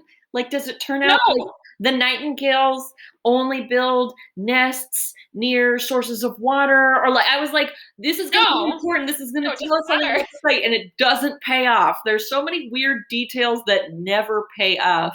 It's so funny, like, The thing about the movie Back to the Future is, like, it's a very tight 87 minutes. Every piece of that movie pays off. Everything is important and comes back around, and, like, it's like a very tidy package, and this is the opposite of that, where it's just, like, lots of Yes. pieces, they never are important. Important things are missing. I'm like, "What happened?" I don't know. This movie is 100 minutes, and I think you probably could have told all of the essential parts of the story in about 40. Mhm. And then if you wanna add story and wax poetic, you could do that, but you could also do it in a way that makes a little more sense. So or has to Right. do with the ship or makes a clearer metaphor, something, I don't know. Right. And I mean, especially we have a lot of this with Peggy, and it seems like a lot of it is there to kind of demonstrate that she and Rory are bonding. Whereas honestly, I'm watching the movie, I'm like, yeah, she really wants to have sex. Her husband won't have sex with her, and he is a very like beautiful blonde man. Like, does it really need like do you really need to have all of this other detail? Like No, I mean, I was pretty much sold, and I was like, I don't understand what this Nightingale story has to do with them being closer. Like, you could have really told this in any way. Like, it wasn't like music ended up being like no part of this ended up being important. It was just odd. Like, at least the coin necklace had to do right. with them finding a coin at the site. I'm like, it's Yeah. tangential, but I'll allow it. But the birds and the cello, I'm like, what does that do with anything? So again, I'm meeting this movie way more than halfway. But there's this undercurrent of, in addition to the fact that her husband does not want to have sex with her at all, he also does not seem even the slightest bit interested in her as a human being either. Like there's a whole bit that like, so her name is Margaret, but she goes by Peggy, and he seems to have like not noticed this. Yeah. Like halfway through the movie, like he keeps calling her Margaret, and like halfway through the movie, she's like, "My name is Peggy," and so like maybe it's that like this guy like he's not just hot, he like listens to her like rambling stories and shows interest in what she has to say. You know, maybe there's this whole layer that we don't see where early in their relationship, she told this Nightingale story. And he's like, here she goes again with the stories that have nothing to do with anything. This is exhausting. I just don't have the energy for this. Plus, I'm gay. Right. And because then it also it's weird because it really does add to him being gay as almost making him like this sort of villain, in that it's not just that he's sexually disinterested in her, but he's trying to be a nice guy. It's that he has an actively shitty husband in every single possible way. I know there are a lot of marriages of convenience in history and probably still now, I Mhm. guess. But like, just because you were trying to hide who you were as a gay person by marrying a straight person doesn't mean you were also an asshole. Like, a lot of things Right. were founded on friendships that were maybe not very sexual, but at least people seem to genuinely like each other. Like, why would you marry someone who doesn't even seem to be attracted to you and also doesn't even seem to like you very much? Like, that doesn't make any sense. Exactly. And then if Right. and then if we meet the movie way more than halfway and say, okay, Peggy married him to like try to like get a comeuppance in archaeology, like, oh, I'm gonna use him to get clout. Like I'm gonna climb him to like get access to stuff that no one's gonna give me just as a woman. Then show that. Even that would be interesting. Like, Right. I'm gonna marry this older gay man so that I get to go on cool digs. Like I'd respect that. I'm Yeah. like, that's a strategy. Yeah. That makes sense. Yeah. But that's not what the story is either. I have no idea why she married him.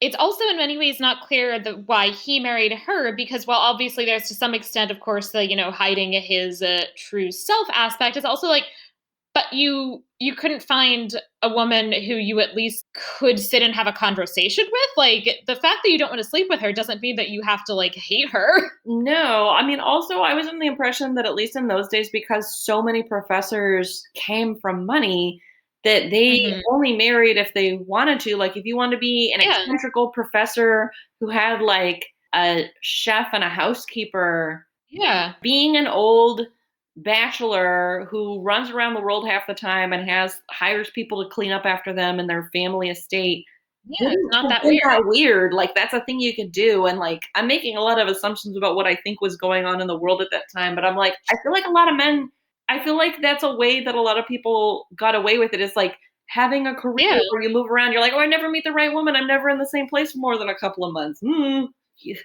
Right, or like it wouldn't be fair to her to mate to, have to I marry someone and then leave her alone while I go off on my Right, digs. I'd be gone all the time. Who wants a life like that? Like it would make more sense, but it's just Yeah. so strange. Yeah, there's just so many weird choices made in this movie.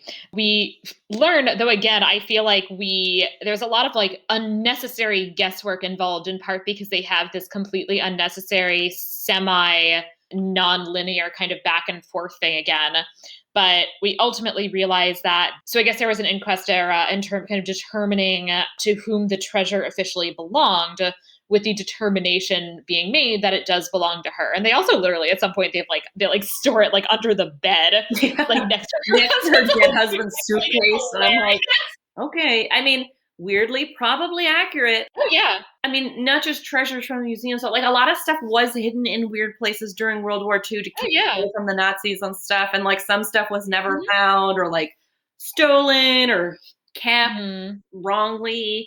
Yeah. That's an interesting story. Hiding the shit under the bed, honestly, is probably about on par. Like, I mean, the way fossils are stored these days, like they're usually like in a safe at a museum or like in a shed on site. Right. Like they're not kept necessarily in amazing, pristine location. So one thing that I think is odd. I mean, eventually they are kept somewhere very nice, but like in transit, Yeah. it's very odd. Like in South Africa, actually, when they move the physical fossils around, Mhm. well, because there's a lot of like crime and violence in the area, it's very different, in terms of how they deal with that. But like basically, they just get Mhm. a fleet of police cars and Oh like wow. put the fossils in like padded suitcases in one car, and then put like a Mhm. couple fake suitcases in other cars, and then like Oh a million wow. cop cars drive really fast to the museum, and then they like like that's their strategy: is plant a That's couple kind of great. bombs, get a shitload of cop cars, and go real fast. Like, Right. which Oh, that's kind of seems like a crazy amazing. strategy. So hiding some shit under a rich lady's bed, Yeah. honestly, not even different what happens now sometimes, probably. Yeah, honestly, like, yeah, fair enough, I guess. Yeah, Yeah. put it under the bed with the suit with your dead husband's suitcase. And then she donates them to the British Museum, or she sells them for a good price. I don't remember what happens at the end. I think she donates them because yeah, 'cause, like there's this whole bit about how like, wow, that's a generous gift. I mean, I guess they're like rich already, so What a they don't. shame. Well, she's Right. dying, so Yeah, exactly. She's rich, she's dying. Her minor son will be fine. it'll be okay. Yeah. Rory has to survive. Dot dot dot. Yes, Rory has to And survive. also the part where I was thinking like, oh, having the boy bike to Basil's house and then meet his wife and him, and then I was like, oh, maybe they're like foretelling that like they're going to adopt him or they're going to be part of his family when she dies. But no, they don't play that out either. So I was like, who knows, honestly. You can't have him live Who with knows poor what people. became of that poor boy? We don't know. Right. Was he real? Was he an actual person? We don't know. It's also like, and there's again like there's like this emphasis on this class differentiation because at this party we have Basil and May are like his wife are like the only poor people there, and so they don't know if you're supposed to like drink the champagne or like wait until the toast has happened or something. I thought that was like kind of cute, honestly, because I'm like, Yeah, I've been at parties yeah, where I'm like, what do I do? My parents yeah, are like lower middle class. Like, I've never been invited to a party that fancy. I was like, yeah. I don't know what you do. Like, I feel like I've been in situations where I'm like, somebody give me directions. I don't know what's happening. Right. Especially actually in academic contexts where like Mhm. occasionally I'm invited to something, I'm like, oh, this is about my pay grade. I don't know what you're supposed to do. I'll just wait and hope I figure it out. Yeah, no, that definitely didn't seem unrealistic per se, but yeah, it was definitely an interesting bit. We have like our dramatic then like kind of series of flashes back and forth as Basil basically like reburies the ship. hmm I mean, because you're not going to do anything with it now because we're about to start World War II. Well, that tarp isn't gonna last for years, so we gotta do something better Right, than that. exactly. We've got to beat the tar. We just bury it again. It was fine. It was fine for like 1,500 years. It'll be fine for another five or whatever. I mean, it is true that, like, putting something back in the environment it was in, like, if it survived that long in that environment, putting it Yeah. back in that environment is probably a safe enough place, so it does make Yeah. sense. It is weird to be like, "Well, let's undo all the work we did." Right, right. And then I guess it's that, they have the photographs and they know it's been done. And to some extent, that's what matters most right now. And it does, putting it back in its original environment certainly obviously makes more sense than trying to do like a rushed excavation job. Yeah. Plus, then, like, at that time, like, the type of equipment they had access to, there's no way, even if they worked as fast as they could, that they could get it out quickly. Even now, if Mhm. you were gonna try to do a really great job, you'd need a lot of equipment and time. So it totally made sense to leave it there and to bury it. It's just sort of visually dramatic to see the, like, recover the Yes. work. It's a weird Yeah. thing. And again, what makes this movie weird is that these last few minutes give equal weight to the reburying of the ship and the figuring out what's going to happen with this major archaeological discovery. And also Peggy talking to her husband and being like, why don't you be gay? And I'm going to like fuck this hot blonde pilot. Yeah, all the major plot points. It is odd, and then, like, nothing about, like, Mrs. Pretty or what becomes of Basil or whatever. I'm just like, "This is very odd." Right. And then curtains. We've got the big, what's it called, like kind of closing crawl that says that the Sutton Hoo treasure spent the war in a London underground station, didn't get shown until to the general public until 9 years after Edith had died, which I think was during the war at some point. That Brown's name was not mentioned, and it was only relatively recently that it got added to the display in the British Museum, which is fucked up. That's pretty fucked up. I also feel like it's totally like, there is I mean, you could totally talk to this, but, like, there is still a high degree of classism in academia, Mhm. so it doesn't surprise me at all that they've done this. Absolutely. It also reminded me a lot of things I've seen in terms even now, like, the politics of how paleoanthro works in Africa is honestly, like, that's like an 8-hour podcast, but, like, basically there's different mindsets about who has the say about what happens to fossils, and it is very colonial in that it's like some white Mhm. guy from America found it, and then he lets you keep it in the museum, but he's the decider of who gets to look at it.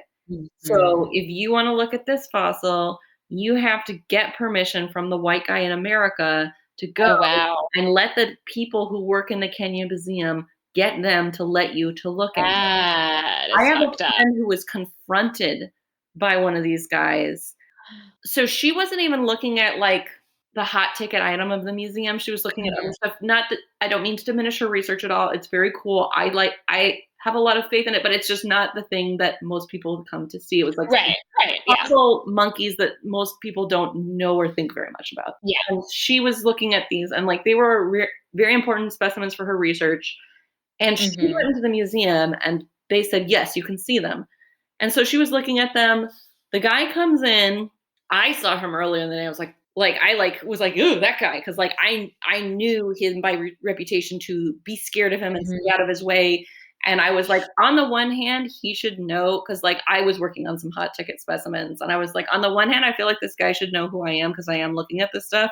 Like, on the other hand, if I can fly under the radar as a nobody and I don't have to deal with him, Yeah. that's in my interest, and I'm a woman, Yep. so I kind of am invisible, so I guess I'm gonna use this. But he was in the room where she was working on the cool fossil monkeys, and he was like, Mhm. "What are you working on?" And she was like, "Blah, blah, blah," and he was like, "Oh, you should also look at this."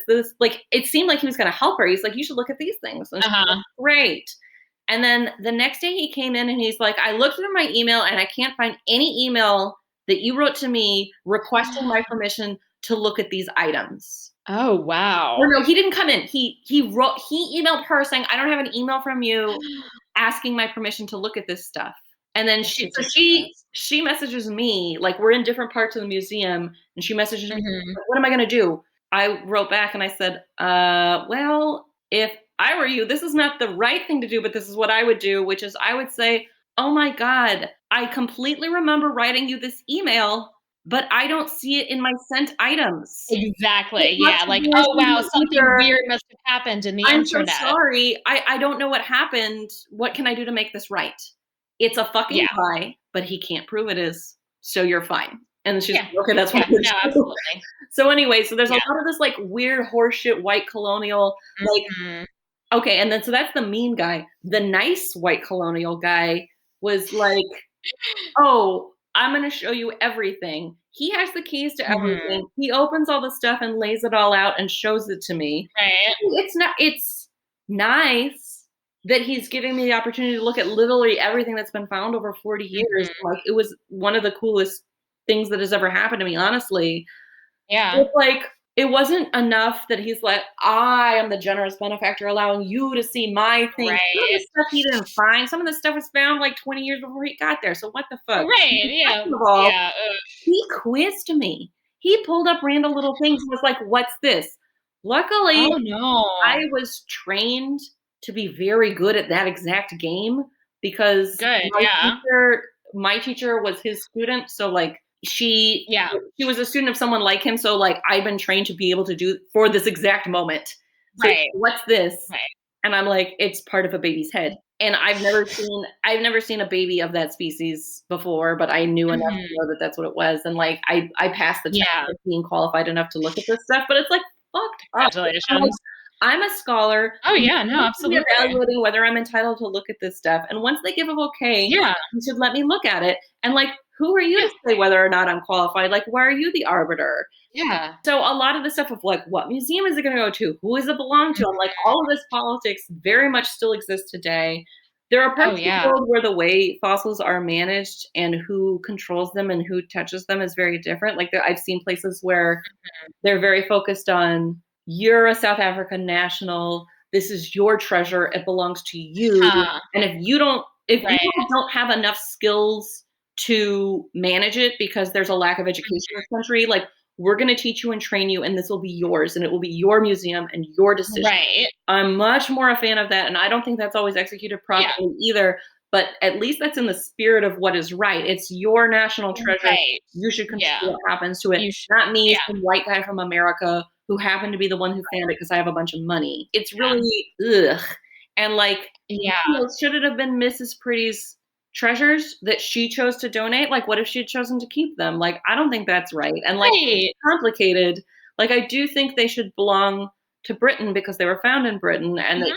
it should be their decision Right. about where they go and what happens to them. But it just feels weird about the people who decide sort of the way that those decisions are made then and now is, like, extremely Yeah. political and oftentimes problematic and colonial and not good. Yeah, absolutely. And yeah, and in this particular case, if she had decided like I'm going to put this in a display case in like my house and hadn't been somebody who was very altruistic and donated everything to the British Museum, I don't know when this happened or exactly what the politics are, but the Sutton Hoo physical site itself is actually also a National Trust site now. Mhm, And so that is also like essentially like the kind of property of the state basically and is like a and is like set up to be like an attraction that people can go to see. mhm. But, if she had been a very different person, who knows what would have happened with all of that. Yeah, I mean, I visited museums in England that are, like, formerly a rich person's house and are now a museum, and they're Mhm. sort of, like, run by a weird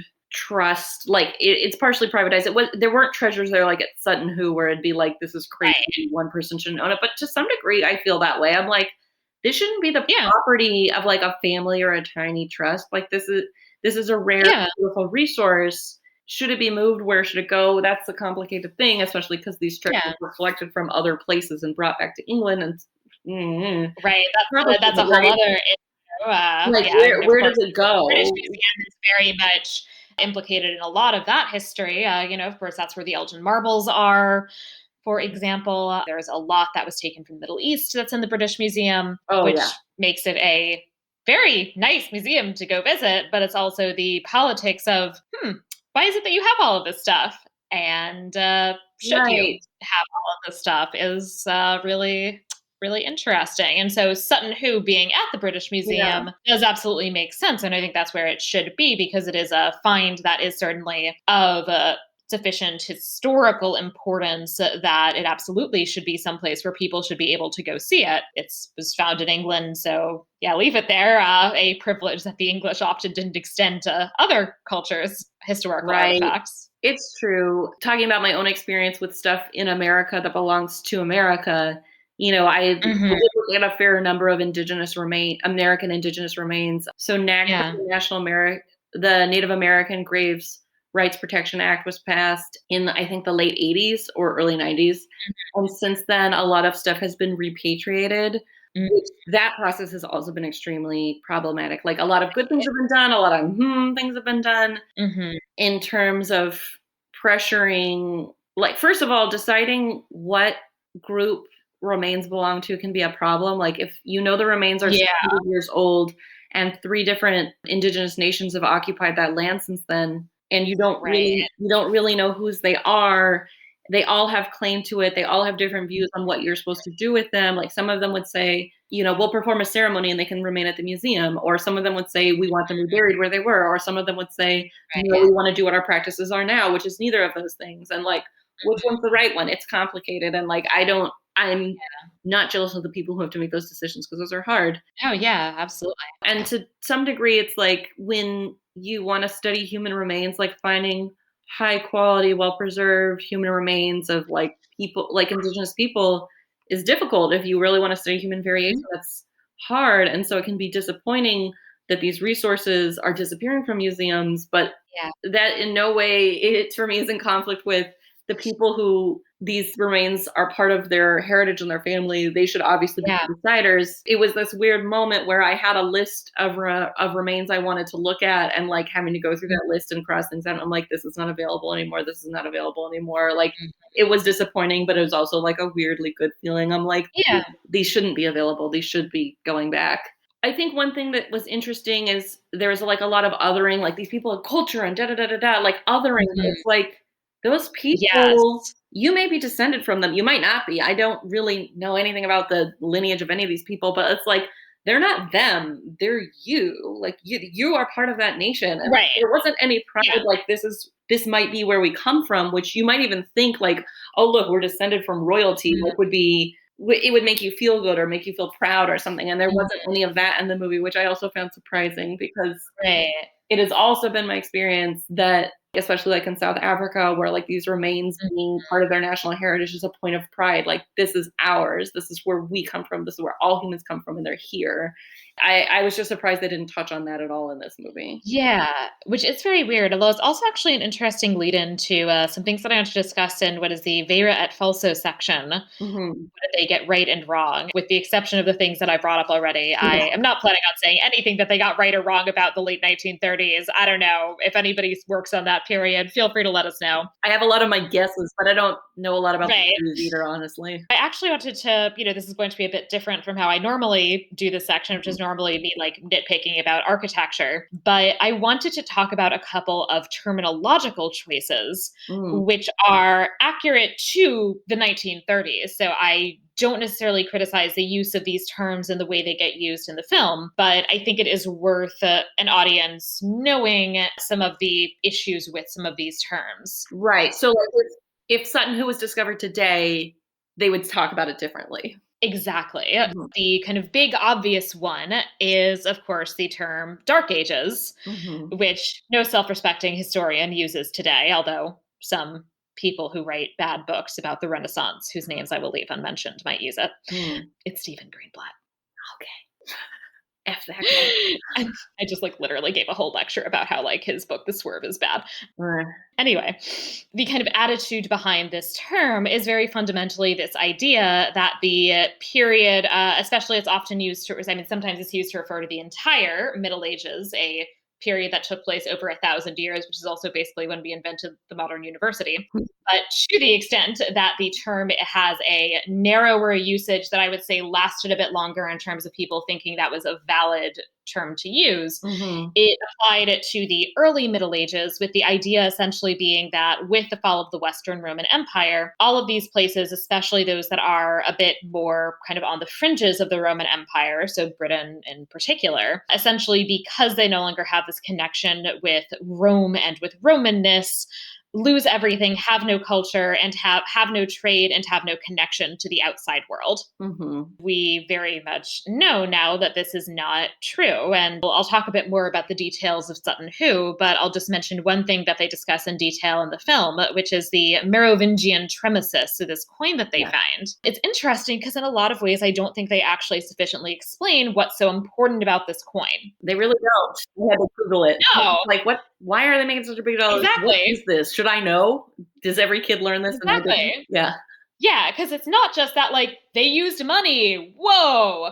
It's not just that. It's actually the much bigger thing is that previously the assumption had been made, as I was saying before, that England is isolated, that they don't have trade, they don't have other kinds of contacts at this point in the late 6th, early 7th century with even other parts of Western Europe. And the coinage in particular is very definitive evidence that that is not true. Because a coin, they wouldn't have made that coin. It clearly traveled a long ways to get there. It's signs that there was Exactly. Or there's also, why would they hold on to it? Why would they bury it? It's clearly of Mhm. importance. It's from far away. It establishes a clear connection between distant lands. Right, or so not that distant, it's Yeah. French. Sure. So not, yeah, so not this one in particular, not that It's not distant, like but from still it's Indonesia, not. but still distant in Yeah, terms of what they were thinking was possible at the time, certainly. exactly. So certainly very much beyond, England, and, the great thing about coins is that there's to some extent, I mean, there's relatively little disputing you can do in terms of the dating, right? I Mhm. mean, definitively, you can say that you can date this coin because, we actually know a lot about numismatics. You can very definitively say this is a 6th or 7th century coin. Mhm. And so, because of that, you have very clear evidence. This isn't a Roman holdover. This is very clear. This isn't something that based on the circumstances of the find. Like this isn't something that the Vikings grabbed in the 10th century and threw in here, and somehow got this old coin and threw it in. This is very much clear evidence of the fact that there are goods and therefore also people circulating between England and the continent in the late 6th and early 7th centuries, which people had assumed was not the case. And that fed into this whole narrative of a kind of isolated, culture free, trade free society. And that's very interesting. I also thought it was really funny that the exclamation they had culture, they had money. Like he starts Hmm. off by saying, by Jupiter, which Yes. is reference to a Roman god. And I'm like, Yes, which is so interesting because, of course, the idea is basically that the loss of Romanness is the loss of culture. yeah, Which also has its own, reflection on even if they had no connection to the Roman past, which is also not actually, in fact, entirely true. But even if that were true, that doesn't mean they don't have culture. Like all of these places had culture before the Romans showed up. right. Like it's like not they were like, well, Rome is gone. I guess I'll just eat hay and die. Like it's Right, exactly. I mean, it's this very like traditional way of depicting the Middle Ages is that like everybody like sat in the mud and was sad and died at the age of 25 for like 1,000 years. yeah.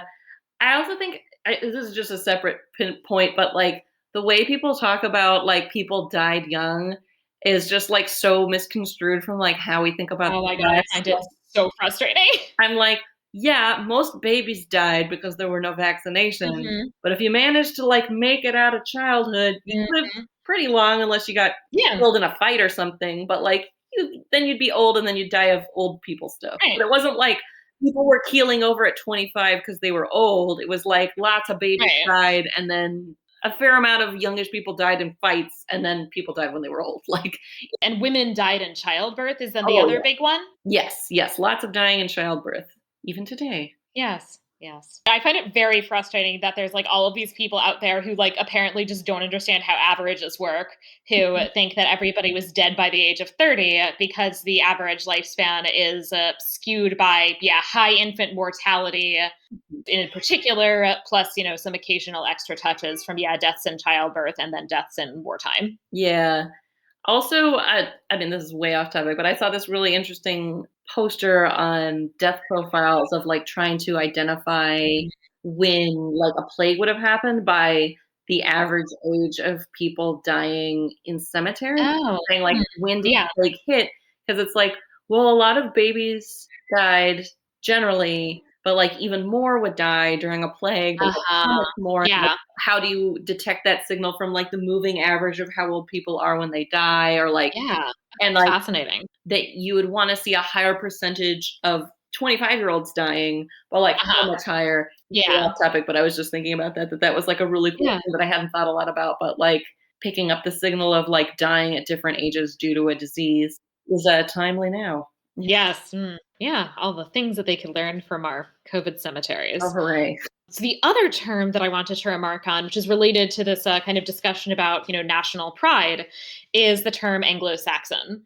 And so this is a term that is certainly very much would have been used uncritically in the 1930s. It's also a term that they do in fact still use in, on the British Museum website's Mhm. Sutton Hoo page.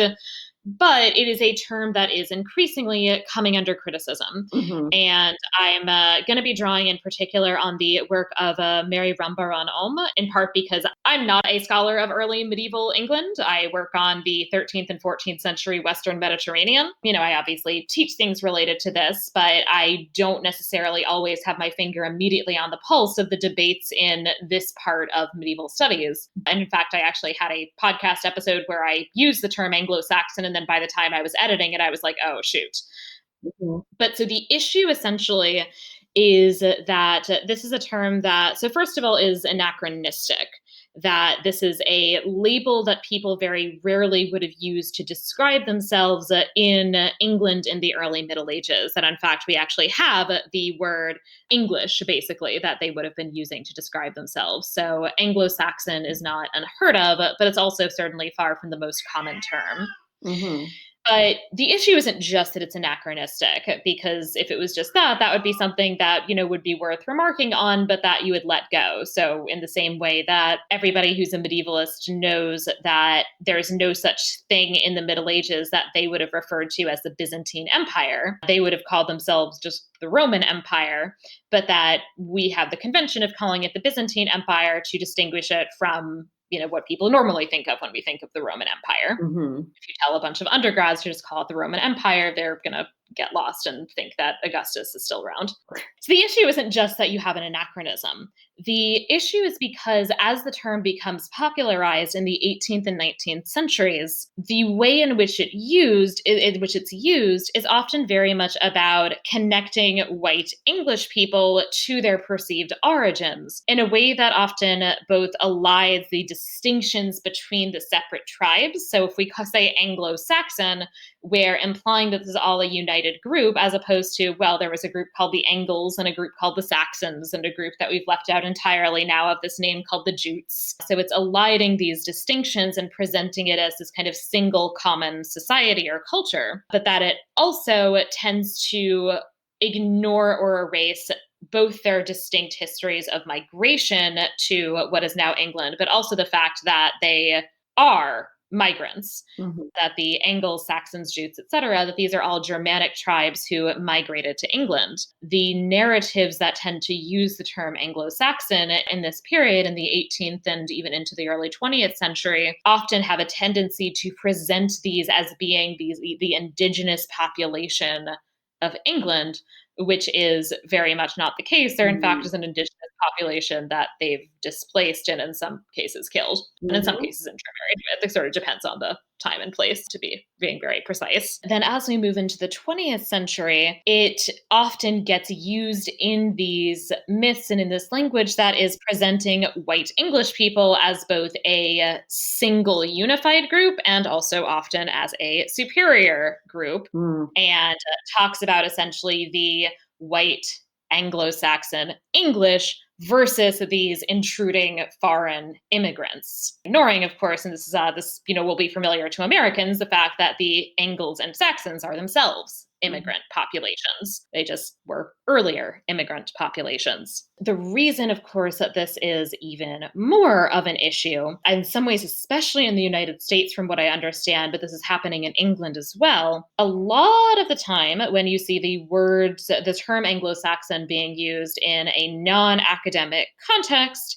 it is basically a white supremacist dog whistle now. It was unsettling to me to see a movie where they're, like, shouting about how great this is, where I'm like, "I understand Mhm. that's not what it meant then, but it is still deeply uncomfortable to see white men shouting about it on television right now." Exactly. Exactly. Because this is being kind of used as this like label for white identity and is being used in context, they're often calling for racial violence and promoting and trying to promote white supremacist ideologies. because of this, there's been understandably a movement within the field to stop using the term. Mhm. This, however, does remain contested. And actually, in particular, in England, there's something of a like, well, that's your American problem, leave us alone, Mm. which is still something of an issue in the US. There's certainly also a discourse of like political correctness gone wrong. We're cancel culturing the term Anglo-Saxon, etc. You certainly Okay. have a bit of that discourse too. But again, the problem is that while there might be ways in which you could certainly see the term as neutral, given both the history but also the ways in which it is getting used now, it really does to me seem like a pretty obvious case of if not using this term would make especially non-white people in what is already a very, very heavily majority white field feel more comfortable and, I don't know, slightly better about their colleagues maybe not being super racist, then like, yeah, maybe we should just not use the term. Yeah, I don't really see what advantages it confers given that it's not exactly very accurate in a lot of the ways that it's used Yeah. anyway. That's my hot take. But it was uncomfortable and I'm like, well, I understand this is like a historic term, but it means something different now. And Yeah. like ultimately, wouldn't it just make more sense to use the most accurate way to describe what was happening and who these people Right. were? Wouldn't the most correct thing to just use the most correct terminology? Like, isn't that the answer? Ugh, I don't know. When they're not using terms that would distinguish between distinct groups, that the term that they use that actually brings them all together would just be English. And so, why can't we just use the relatively innocuous term early English, which is what scholars are, I believe, calling for us to switch to? Early English or 6th century early English, or Yeah. you could be more specific if that helps. Yeah. Yeah, it's very strange. It certainly also is especially something that I think in medieval studies we really need to be thoughtful about, given the myriad ways in which white supremacists love and try to find ways to use the Middle Ages. I mean, of course, let's not forget that one of our fun participants in the white supremacist insurrection attacking the Capitol recently was a guy with a whole lot of Viking inspired tattoos. Ugh. Yeah. Yeah, there's been a lot of like co-opting because my degree was in anthropology and biological anthropology. We spent a lot of time talking about race, its roots in Hmm. genetics and biology, and also like the cultural reality of it and what people think about it and like how bizarre it's been, like people who are like convinced they're descended from Vikings or they're like true Germanic Anglo-Saxon or whatever the Hmm. they've got some idea of like pure whiteness in their head, and then they do Yeah. Ancestry.com or 23andMe or one of these ones, and then they find out that they're not what they are, and they like lose their fucking minds. And like, Yes. I do Yes. derive some pleasure from that. Like, on the one hand, I want to be like, I don't really think you understand DNA or what this means or like Mhm. what these results actually tell you about where you come from. But also, if you feel bad about yourself, I'll just take a win for a win. Right, like, it's sort of satisfying. Yeah. So I was sort of thinking about that vaguely too, and like it's just like disgusting and disturbing. Like people want to retell their own history to suit their own feelings. Did you actually see that tweet recently? That was something like history sometimes will make you uncomfortable. So history sometimes will make you sad. History will sometimes make you angry. And if reading about history makes you feel happy and proud, you might not be reading history. Yes. Yeah, which is, I think, a really great point to make. Very rarely does history confirm various kind of like nationalist narratives. Very rarely does history confirm narratives that are about racial and particularly white pride. And it's really interesting that there at some point was this whole article about this guy who was a white supremacist who like got like raised as a white supremacist and went to college and took a medieval studies class and apparently actually stopped being a white supremacist because the medieval history that he learned didn't support his narrative of the Middle Ages as being this time of like white supremacy and white homogeneity.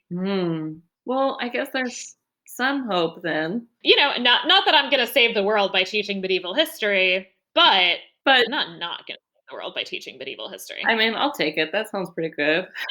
And it is certainly something that I think is very much the responsibility of us in this field to overtly address these misuses of the medieval past and to talk about the Middle Ages in ways that emphasizes, in particular, actually the kind of diversity of the medieval world and also the various ways in which it, does not map onto these narratives that people have. Mhm. I think that's really interesting. From the point of view of archaeology, what did this movie Mhm. get right and wrong? I really did like the discussion of this eruption of Earth. I thought that was great. Yes. And that being the consideration of like how and where to dig. That's still something you have to think about all the time when you're starting a new project. One other thing is that based on some cursory looking at the Sutton Hoo website and some Googling, some Mhm. not intensive academic research, it seems that they were in fact a lot more scientifically oriented than they were in the movie. Mhm. Like, I saw a photo of them, like, making a grid with string to sort of Mm, keep track mhm. of where things came from.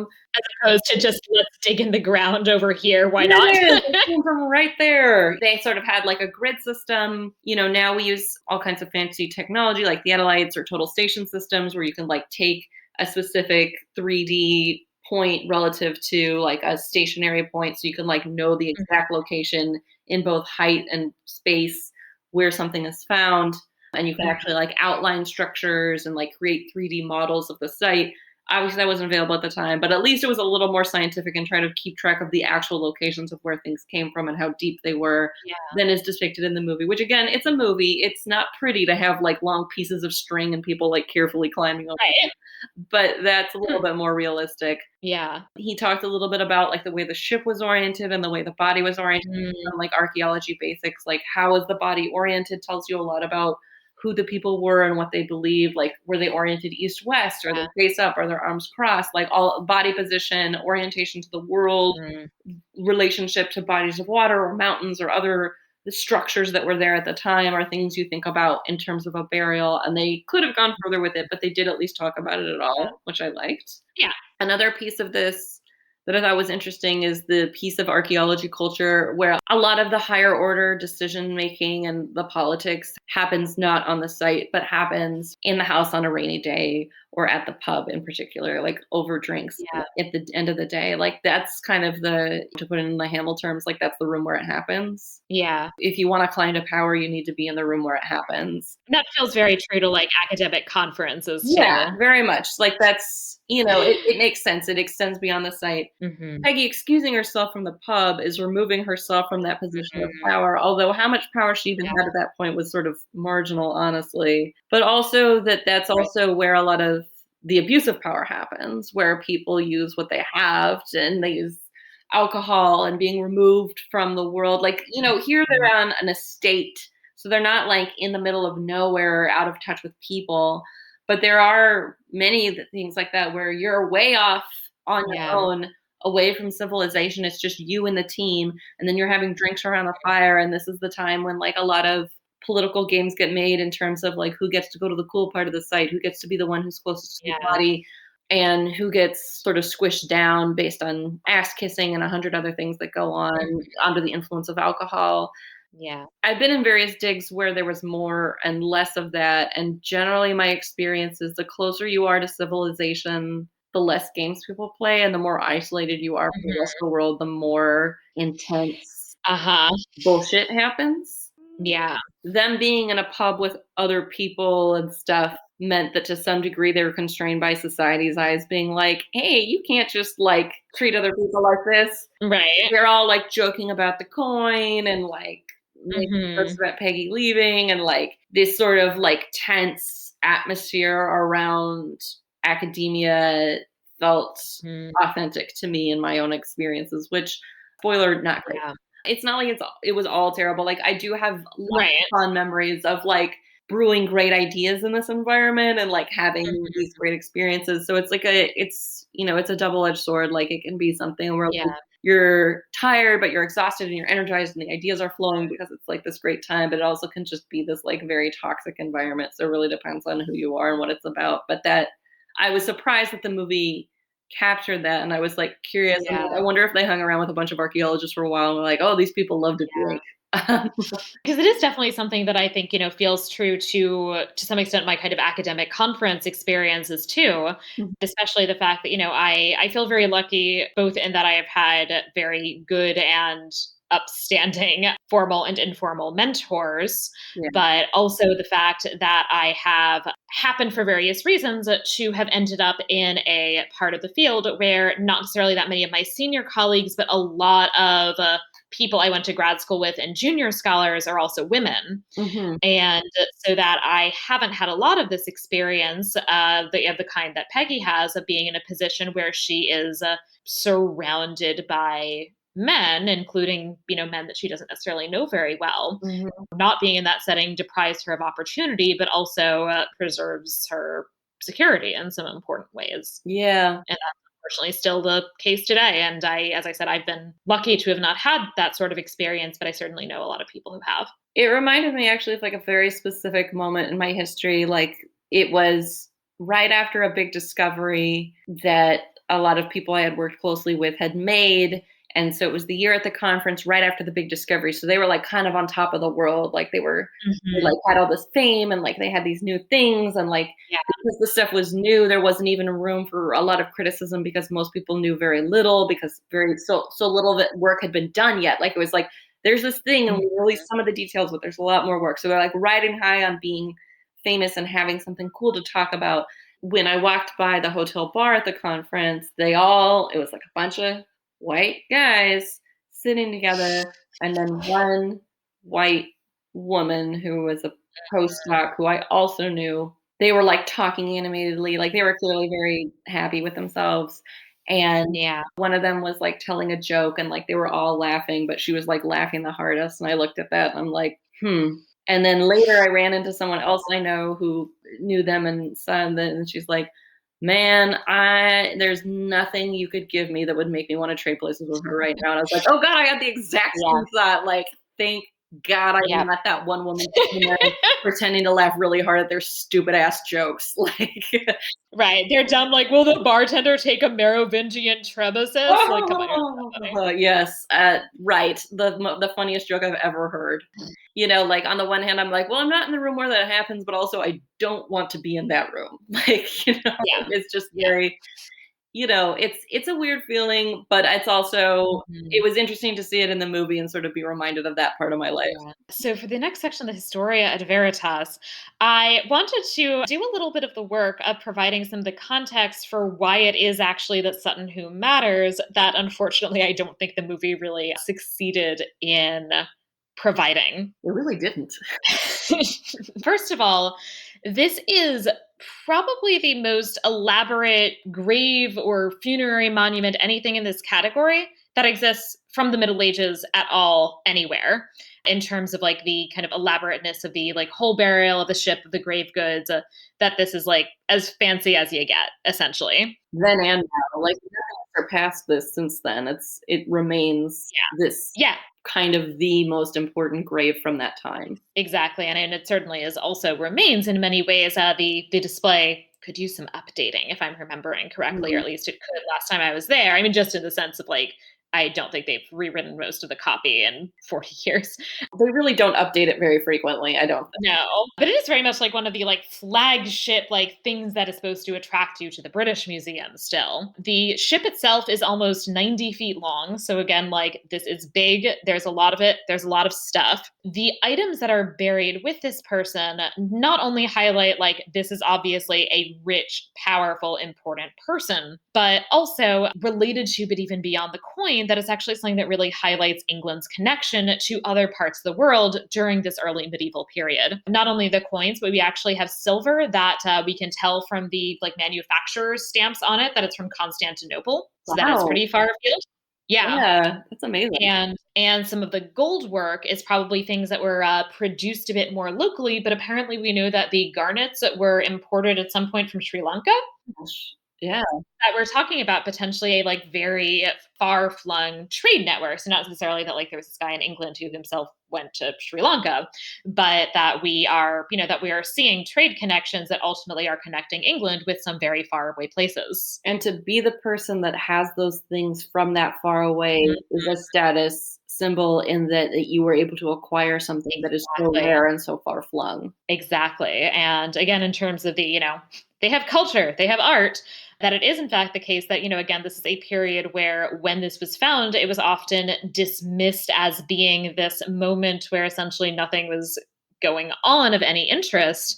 And looking at these objects, it's clear as well that it also demonstrates that there's a lot of skilled labor being done, especially in the area of metalwork, that there is a really elaborate material culture, at least among the wealthy, that people who are that upper class people or higher status people in England at this time had access to a kind of really wide array of items. I thought it was a shame that they didn't show the helmet, what it looks like now Yeah, restored at all. Like, I'm not sure how they would have done it, but I was like, it is stunning and really yeah. amazing, and I mean, it was already a movie kind of playing fast and loose with the truth. Like, couldn't they just had someone, like, brush it off real quick and then it, like, looks it's, like, gleaming, Like, I'm like, that would have been cool. Right. That'd be cool. This helmet, which is one of the most famous things from the site, and so it's a giant. So if you actually look at what has survived, it's still in many ways very impressive, but like a lot of it has been lost. There are parts where things have corroded, Mhm. but when they have a replica that they've been able to do of what the helmet would have looked like originally. And this is this kind of very elaborate, both high value object, but also an object that again required an immense amount of skill. So it has these scenes where it's depicting like animals, where it's depicting a bunch of warriors. What's it called? The kind of like bridge part that goes down your nose is like in the form of a dragon, and the eyebrows are like the dragon's tail. Like it's this really interesting, elaborate object. Yeah. Yeah, it would have been nice to actually have seen that, and to again kind of highlight what exactly it is that's important about this. One of the things, though, that I do think is interesting is the fact that while everybody's very clear on the significance of the find, we still don't actually very definitively know, and very possibly never will, exactly who this grave belonged to. Mhm. And to some extent, in terms of what it actually tells us, it doesn't necessarily matter, but it is still an interesting question. First, actually, there were some people who suggested that there never was a body, Mm, that basically it was just this like extra funerary monument for a person who had been buried elsewhere. mm. But first of all, there's basically like a more or less human shaped hole that Mhm. the goods are arranged around. That seems like a clue. That's a clue. And also, now that we have the ability to do certain kinds of tests that I don't know exactly when this dates to, but they've been able to determine that I think it's that there's phosphate in the soil, which is indicative of human remains having at Yeah, some point they been tested there. they tested the soil, which was representative of, like, a human body having decayed there. That's Yeah, cool. and I actually find it really interesting. Like, I'm not sure that I'd known actually until I was doing this reading that like the bones even completely decay potentially, depending on like the acidity of the soil, that the bones could Mhm. completely decay over Yeah. 1,500 years. Yeah, yeah, it's actually pretty unusual circumstances where the bones persist that long. Like, Mhm. bones will exist for I don't know, if they aren't, like, chewed by animals or destroyed by tree roots or hundreds of other things that could happen to them, they'll persist for a while, but if they're gonna persist that long or let alone millions of years, like, they have to undergo a process where, like, they become Right. fossilized and, like, the bone is replaced by minerals. Mhm. So this movie wasn't shot at the actual site of Sutton Hoo because it's still an Right. archaeological historic site that you can physically visit, so they couldn't Yeah. film us there because they have visitors year-round, and also that seems just like a bad idea, honestly, for preservation of the site. But Right. yeah, Right. assuming that they did a pretty good job of picking a location that looks very similar to what Sutton Hoo likes, Mhm. my guess is based on the proximity of water, that soil was Mhm. fairly damp, which is not ideal conditions for bones lasting Uh-huh. forever. So that probably also played a role in the bones not That sticking makes around that sense. long. Yeah. It's also interesting because where that water was at the time of the first uncovering may not be the exact place where it was before then. Right. Yeah, so we have no body, but we know that there was a body, and our current top candidate for the occupant of the grave seems to be somebody named Radwald of East Anglia, who is, he's one of your particularly successful monarchs. Like this is a period in early medieval England where There's a lot of back and forth at any given time. There's usually multiple people, referring to themselves as kings. She's somebody who seems to have established control over a wider geographical area than a lot of other people. Unfortunately, his reign is very poorly documented, in part Mm, because the monasteries in the region that was his main base were largely destroyed in Viking raids. And in mm, particular, the documentation that they had from this period was then lost. So if they had things like records of him having donated to these monasteries because he actually did convert to Christianity, these kinds of records that even could have talked about something having to do with burial arrangements or his death, that these would have been lost. And so it is very possible that if there were ever a textual smoking gun piece of evidence demonstrating that this is him, that it probably doesn't exist any longer. mm. Would they also have records of things like his children being baptized or something like that? So we don't really have baptismal records for the most part this Mm, early. Like they would have actually talked about his baptism just because he's a big deal. uh-huh. And his children actually, even I don't know about all his children, but at least the son who inherited him did not in fact become a Christian. So he actually Hmm, he actually stuck with the whole polytheistic thing. good So for him. there's a lot of back and forth in that You sense don't as have to worry about well. your dad to join a different religion. Right. Yeah. But yeah, because it's cool because there's kind of a few things here and there that have Christian symbolism that are buried at Sutton Hoo, including that there are these spoons which are engraved Saul and Paul, with of course Paul being known as somebody who had this kind of conversion experience and becoming a Christian after having previously, according to his own narrative, persecuted Christians, with Saul being his pre-conversion name. Mm, This could be particularly interesting as a way to refer to somebody who was baptized as an adult, which mm, Radwald was. that's cool. And then the other thing that I just wanted to note in terms of what it is that we can learn from these grave goods, that there's just like a lot of cool, weird things. So he has a sword that he's buried with. And based on both the patterns of wear on the sword and the fact that the sword is buried on his right hand side, would point to the fact that this person was left handed, Mhm. because like it makes sense that you sort of pull the sword from the side opposite to the one that you are holding it. And so between that and, as I said, the fact that the wear patterns looked like it was held in the left hand, wielded in the left hand, that it's like, yeah, this like person that we don't even know who he is, we know he was left-handed, like that's kind of cool. That is cool. It also reminds me, I am left-handed, that a very high percentage of United States presidents are left-handed. So it falls in this strange Yeah, pattern that left-handed people are leaders. yeah, there you Some of go. them anyway. So that actually is kind of cool. And yeah, that's just like it's just like a really interesting, I find, to see what we can learn from this archaeological material. And as I was saying before, I'm not an archaeologist myself. I've never worked on a dig. I would love to one day, but I don't 100% know if that's going to happen. But I do find it really interesting the amount that we are able to learn from this material that often at first glance, seems in some ways even harder to parse than some of these, medieval documents. Yeah. I spent a lot of time reading, like, as an undergrad about whether we thought actually, like, Neanderthals intentionally buried their dead or whether we could associate meaning Mhm. with that. One of the people in my class was an archaeology grad student. He did a project saying, like, well, based on the criteria by how we evaluate burials in archaeology, what if we apply those to what we know about Mhm. where Neanderthals have been discovered of places that are disputed burials and not like clearly accidental deaths or something?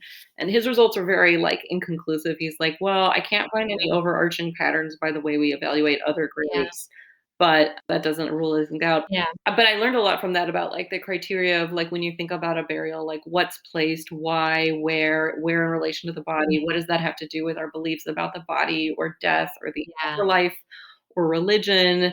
Like, what were these things they actually used in life, or are they ceremonial and Mhm. just for the grave? Like, do we just give this guy a little crappy clay sword? Like, we're not gonna put the real one in the ground. That's stupid, Yeah. or like, or we're gonna be like, no, this is like the spoon they cooked with in life. That's their favorite spoon, and we're burying it with them. Like it's very Right.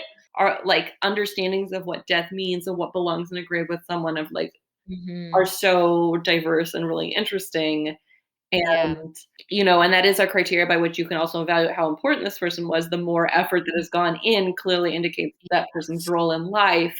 And so finding a lot of cool stuff with someone is like the Mhm. big clue. Like, that means that person is a big deal, right? Right.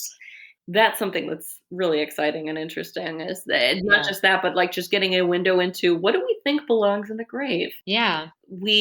Our ideas of what a funeral is like in America is just one of dozens and dozens and dozens in a Mhm. long strain of people surviving of what they think belongs with a dead person or where Yeah. they think a dead person belongs. Yeah, and that's of course I think yeah, that's something that's really fascinating and again like we can learn so much about people in the distant past from this kind of material that we have at our disposal, and it is also something that one of the things that I find really fascinating about the Middle Ages is that we often as medievalists, because we don't always have perhaps exactly the kind of sources or the volume of sources that we might want, we have to learn how to do creative things with sources and how to use multiple sources that are at our disposal. And especially when we're talking about some of these people and culture where, for various reasons, we don't have very rich documentation, I think the extent to which archaeological discoveries have really demanded that we reevaluate some of the preconceptions that we've had about these people. The idea of this is very much was something that did lead us to reevaluate our kind of dark ages narrative. That's been really fascinating. It's been really fascinating that some recent archaeological discoveries relating to the Vikings have very much kind of emphasized the fact that, oh, actually, like maybe somebody should tell the white supremacists that the Vikings were very much interested in the Islamic world and spent a lot of time trading there. Yeah. I think we just solved white supremacy. Just solved it, figured it out. Good job. Which is very much like that's not how people thought of the Vikings. And so again, like we like using this kind of wider array of sources and using material culture and archaeological finds really can expand our knowledge of the past in some really valuable ways. In the movie, they do a lot about the kid being obsessed with outer space, which may have no basis in anything that actually happened in the 40s or on a person that existed. I somehow doubt that it does. There's a lot of like, we are this tiny thing compared to this vast universe, or we are this tiny moment in time compared to the vast stretch of all of time. I think some people find that scary and some people find that beautiful. It's sort of interesting the way the movie sort of interacted with that idea or sort of danced around it. Mhm. And the idea of like the son wanting to fly this ship with his mom in it into the stars. I was like, okay, well, that's sweet and also a little weird, but okay. And also these like connections between past and present and future. He also has this whole story that he comes up with where he's been, I don't know, cryogenically frozen or something, and now he wakes up and it's the 25th century or something. Yeah. Sort of like how the king felt when they unburied him. He's like, what the? What? Right, yeah. The sense of like how we connect ourselves and the people who we are to our past, to the future. But I think those are really interesting questions. It's true. And I guess the idea of like learning about the past is being very different than your preconceived notions and having to reevaluate your white supremacy ideals with the idea that the Vikings actually Right? interacted with Islam to some degree made me think of how there are Christian South Africans who take the Bible kind of literally and think the earth is only 4,000 Mhm. years old, but that sits in tension with the national pride of these symbols of human evolution being found in their country. And Yeah. the way that people shift their beliefs to accommodate their religious and spiritual needs with their needs of feeling national pride and being present and having these treasures in front of them is really interesting. And that sort of reminds me of those parallels of like, how do you hold these beliefs and they have to change and shift to accommodate the evidence in front of you in order Mhm. for you to maintain pride in what you are and what you think. And Yeah. I think that's really fascinating. Yeah. The next bit of the podcast is the Fabula Nostra section, where we Mhm. each have the chance to come up with a film or show inspired by this one. Hmm. So mine is just that I'm reading this. I'm like, why don't we make more movies about medievalists? I know the answer, except we're not very interesting. But why don't we make more movies about medievalists? Well, this is really fascinating. Archaeology is really interesting. I would be curious as to if you could actually do a successful film that actually looked at the process of a lot of the other work, of course, that historians do and that I do, which is archival work and all of our dusty slowly crumbling to pieces tomes that we work with. That's kind of getting into the experience of what archival work is actually like, and some of the kind of little weirdnesses and kind of details that go into what happens with that. I think that in order to make it slightly less probably very dull, since I know from me working in an archive that nobody actually wants to watch that movie of just me working in an archive, but I think it'd be interesting to have some sort of like back and forth story. Yeah. Yeah, you went back and forth between, a historian doing archival research and then somebody in the Middle Ages, either a community or a kind of person that they're doing some kind of micro-historical study focused on, and maybe kind of delving into the ways in which we as scholars, as we're reading these documents, that we know some things and we don't know some things, and we're forced to speculate to some extent, and we get some things right and we get some things wrong. And I think playing with that, with the kind of back and forth between the reality and the archival representation, would be perhaps an interesting sort of meditative movie like this one. I like that idea a lot, like sort of a Julia and Julia take, Yeah. where like I like the idea of like doing a movie about someone like studying medieval women and sort of talking about them as like not these characters that had absolutely no agency, but like having some power and agency in their own interesting ways. And maybe in the same way depicting the person, so depicting that in the past, like these women that they're studying, how they lived and how they operate, and then depicting a medievalist now, sort of Hmm. navigating systems of power and how do they do what they need Yeah. to do and get access to the things they need to do to get what they want and live their Mhm. life, and sort of showing those parallels Yeah. and going back and forth in time, I think would be really cool. And then I don't know how it would all tie in, but like maybe there could be some point where the person gets to go and like see some remains being uncovered and like see actual items that Hmm. are from the past, and you would like get to see a cool sequence of Yeah. like the person wearing the things or using the things and then seeing them like being uncovered from wherever they are. It would be very cinematic and interesting. What we're all saying is that Hollywood, you should make a movie about me and my research. You should do that. Pretty much. Let's make it. Very interesting. I think one thing in this parallel, I guess you could, when you tell a story about archaeologists and you tell a story about the past, Mhm. I would love to see something where, like, I guess this isn't really so much a movie, but I would really love to see like a recreation. Like, I'd love to see people like show what it takes to build a Mm. ship like that and show what it takes to build a Yes. ship like that. Like, how much Mhm. time and effort it would take to go into this. Like, some sort of like crazy archaeological experiment where like we're gonna do Yeah. the burial of Sutton Hoo and like how Yeah. hard is this and how long does it take to like just show the perspective of like Mhm. when we pull it out, like, we're like, "Oh, we gotta do all this work to uncover this stuff," but, like, Mhm. all of that hard work and intention that went into putting it there in those specific Yes. positions and that arrangement in the first place is fascinating, and Yeah. to maybe have, like, a recreation of what it took or to tell the story of the people who did the burial, like, Mhm. "This is how we lay them to rest, this is what we're gonna do, this is how we build the mound," and, like, the processual porn and, like, this is why we do what we do, I think would also be really interesting and, like, illustrate, like, Yeah. the work and the time and the intention and the beliefs that existed around death and why you Mhm. would undertake this insane project, you know? Yes. Um, Yeah. I watched this stuff and I'm like, "Geez, just, like, throw me in a kiln and be done, like, why all this work?" But, Right, yeah, exactly, or, like, at the very least, like, yeah, like, like, I'll take the pound box, it's fine, just, like, yeah, yeah, this is drop me on in, extremely whatever. unnecessary. But, that they wanted to do this, that there was a reason for this, or maybe Mhm. not everyone who was involved in this thought this was a great idea. Like, I feel like telling that Yeah. story of the work and the time and the effort that goes into it would be really interesting. Yeah, absolutely, and especially because, in some ways that this movie about Sutton Hoo, in many ways, what's missing is Sutton Hoo. That it's this kind of vague background, and as I said, I don't know if it's because this wasn't what they were interested in, or if it's because they assumed that a British audience already knew this, or exactly what. But I just wanted to kind of delved a bit more into what was happening there. Why is this burial being done? And what does it tell us about this culture? And why does it matter that we made this discovery? Obviously, there'd be a lot of guesswork because ultimately we still don't really Yes. know a lot about these people, but this movie was a lot of Right. guesswork, and we knew a lot about the '30s, so, I why Yep. not?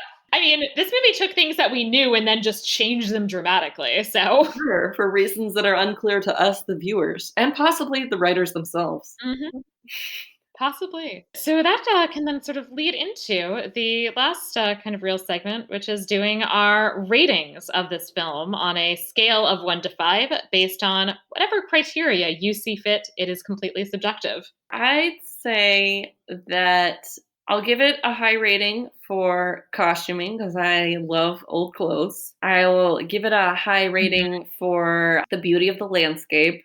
And I'll give it a high rating because I like Ray Fiennes. But the rest of it is in terms of being historically accurate, I'm going to give it a low rating. In terms of going the extra mile to illustrate the realities of archaeology, I'm going to give it a low mark. And in terms of Mhm. it being a story that makes a lot of sense, I'm gonna give it a low mark. So I think at best it's a Uh-huh. 3. If I'm being generous, I'll give it a 3 on a scale of 1 to 5. Fun, don't take it too seriously. If you are Yeah. falling asleep on an airplane, this is a great Mhm. movie because you will fall asleep. You won't really miss much. Yeah, I mean, that's fair. I was even gonna go lower. I was gonna give it a 2.5.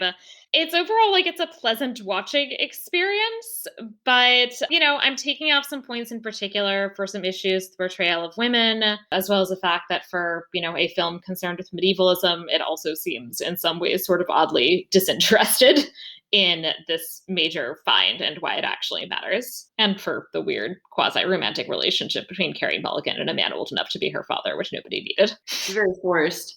I guess part of the reason that I'm willing to bump it up is because I guess there are shows like Mad Men where they Hmm. depict sexism, but they depict it in a way that's so upsetting. I'm like, this doesn't, yeah, depicting sexism should be uncomfortable, but it shouldn't be so uncomfortable that I can't stand to watch it. And Yes, right. this movie did not do that. I'm Yeah. glad it didn't actually make a relationship between Edith and Basil. Hmm. And the weird stuff they did with Peggy, I mean, weird, but didn't feel as gross as it could have. So I kind of rounded Yeah. up for, despite being strange and creating these bizarre romances or semi romances that maybe didn't exist at all, at least they weren't deeply upsetting. So Yeah. Yeah. No, it definitely could have been worse. could have So, been worse. So I guess I'm patting it on the back for not being worse. yeah, there you go. I'm often very ungenerous with my ratings, so I don't know. 2.5 seems I've given worse. I think that that's fair. I think I rated it a little high, but I'm like, kind of interesting. Yeah, I'm glad I watched it overall. I wouldn't watch it again, but it was fun. Yeah, it was just fine. Marissa, are there places where the listeners could find you on the internet if they so desired? You can find me at my personal Twitter at Marisa E. Macias, although I don't use it very often. I use my anonymous Twitter a lot more frequently, but it's anonymous, so Sorry. tough luck. And I'm on Facebook. I don't know why you'd want to message me on Facebook, but you can if you really want to, I guess. I was an academic. I am not anymore. So I guess you could also look me up on LinkedIn if you're really curious about my transition away from academia. If you ever want to chant paleo, I guess hit me up on LinkedIn. All right, sounds good. So, if you've enjoyed this podcast, please subscribe in your preferred podcatcher app and rate and review Media-eval on Apple Podcasts. I'll read new 5-star reviews in future episodes. Please also follow the podcast on Twitter at Media-eval and join our Facebook group. And you can also find me on Twitter and Instagram at Sarah If Decker. And finally, if you have any questions or suggestions, I'd love to hear from you via email at media.evalpod@gmail.com. Thank you again, Rissa, for coming on. It's been so great to have you and talk archaeology with you. Thank you for having me. This was a lot of fun. I'm glad you made me watch a new movie. I'm overall, I think, glad I watched it. Yeah. Thanks to everybody for listening to Media-eval. Bye.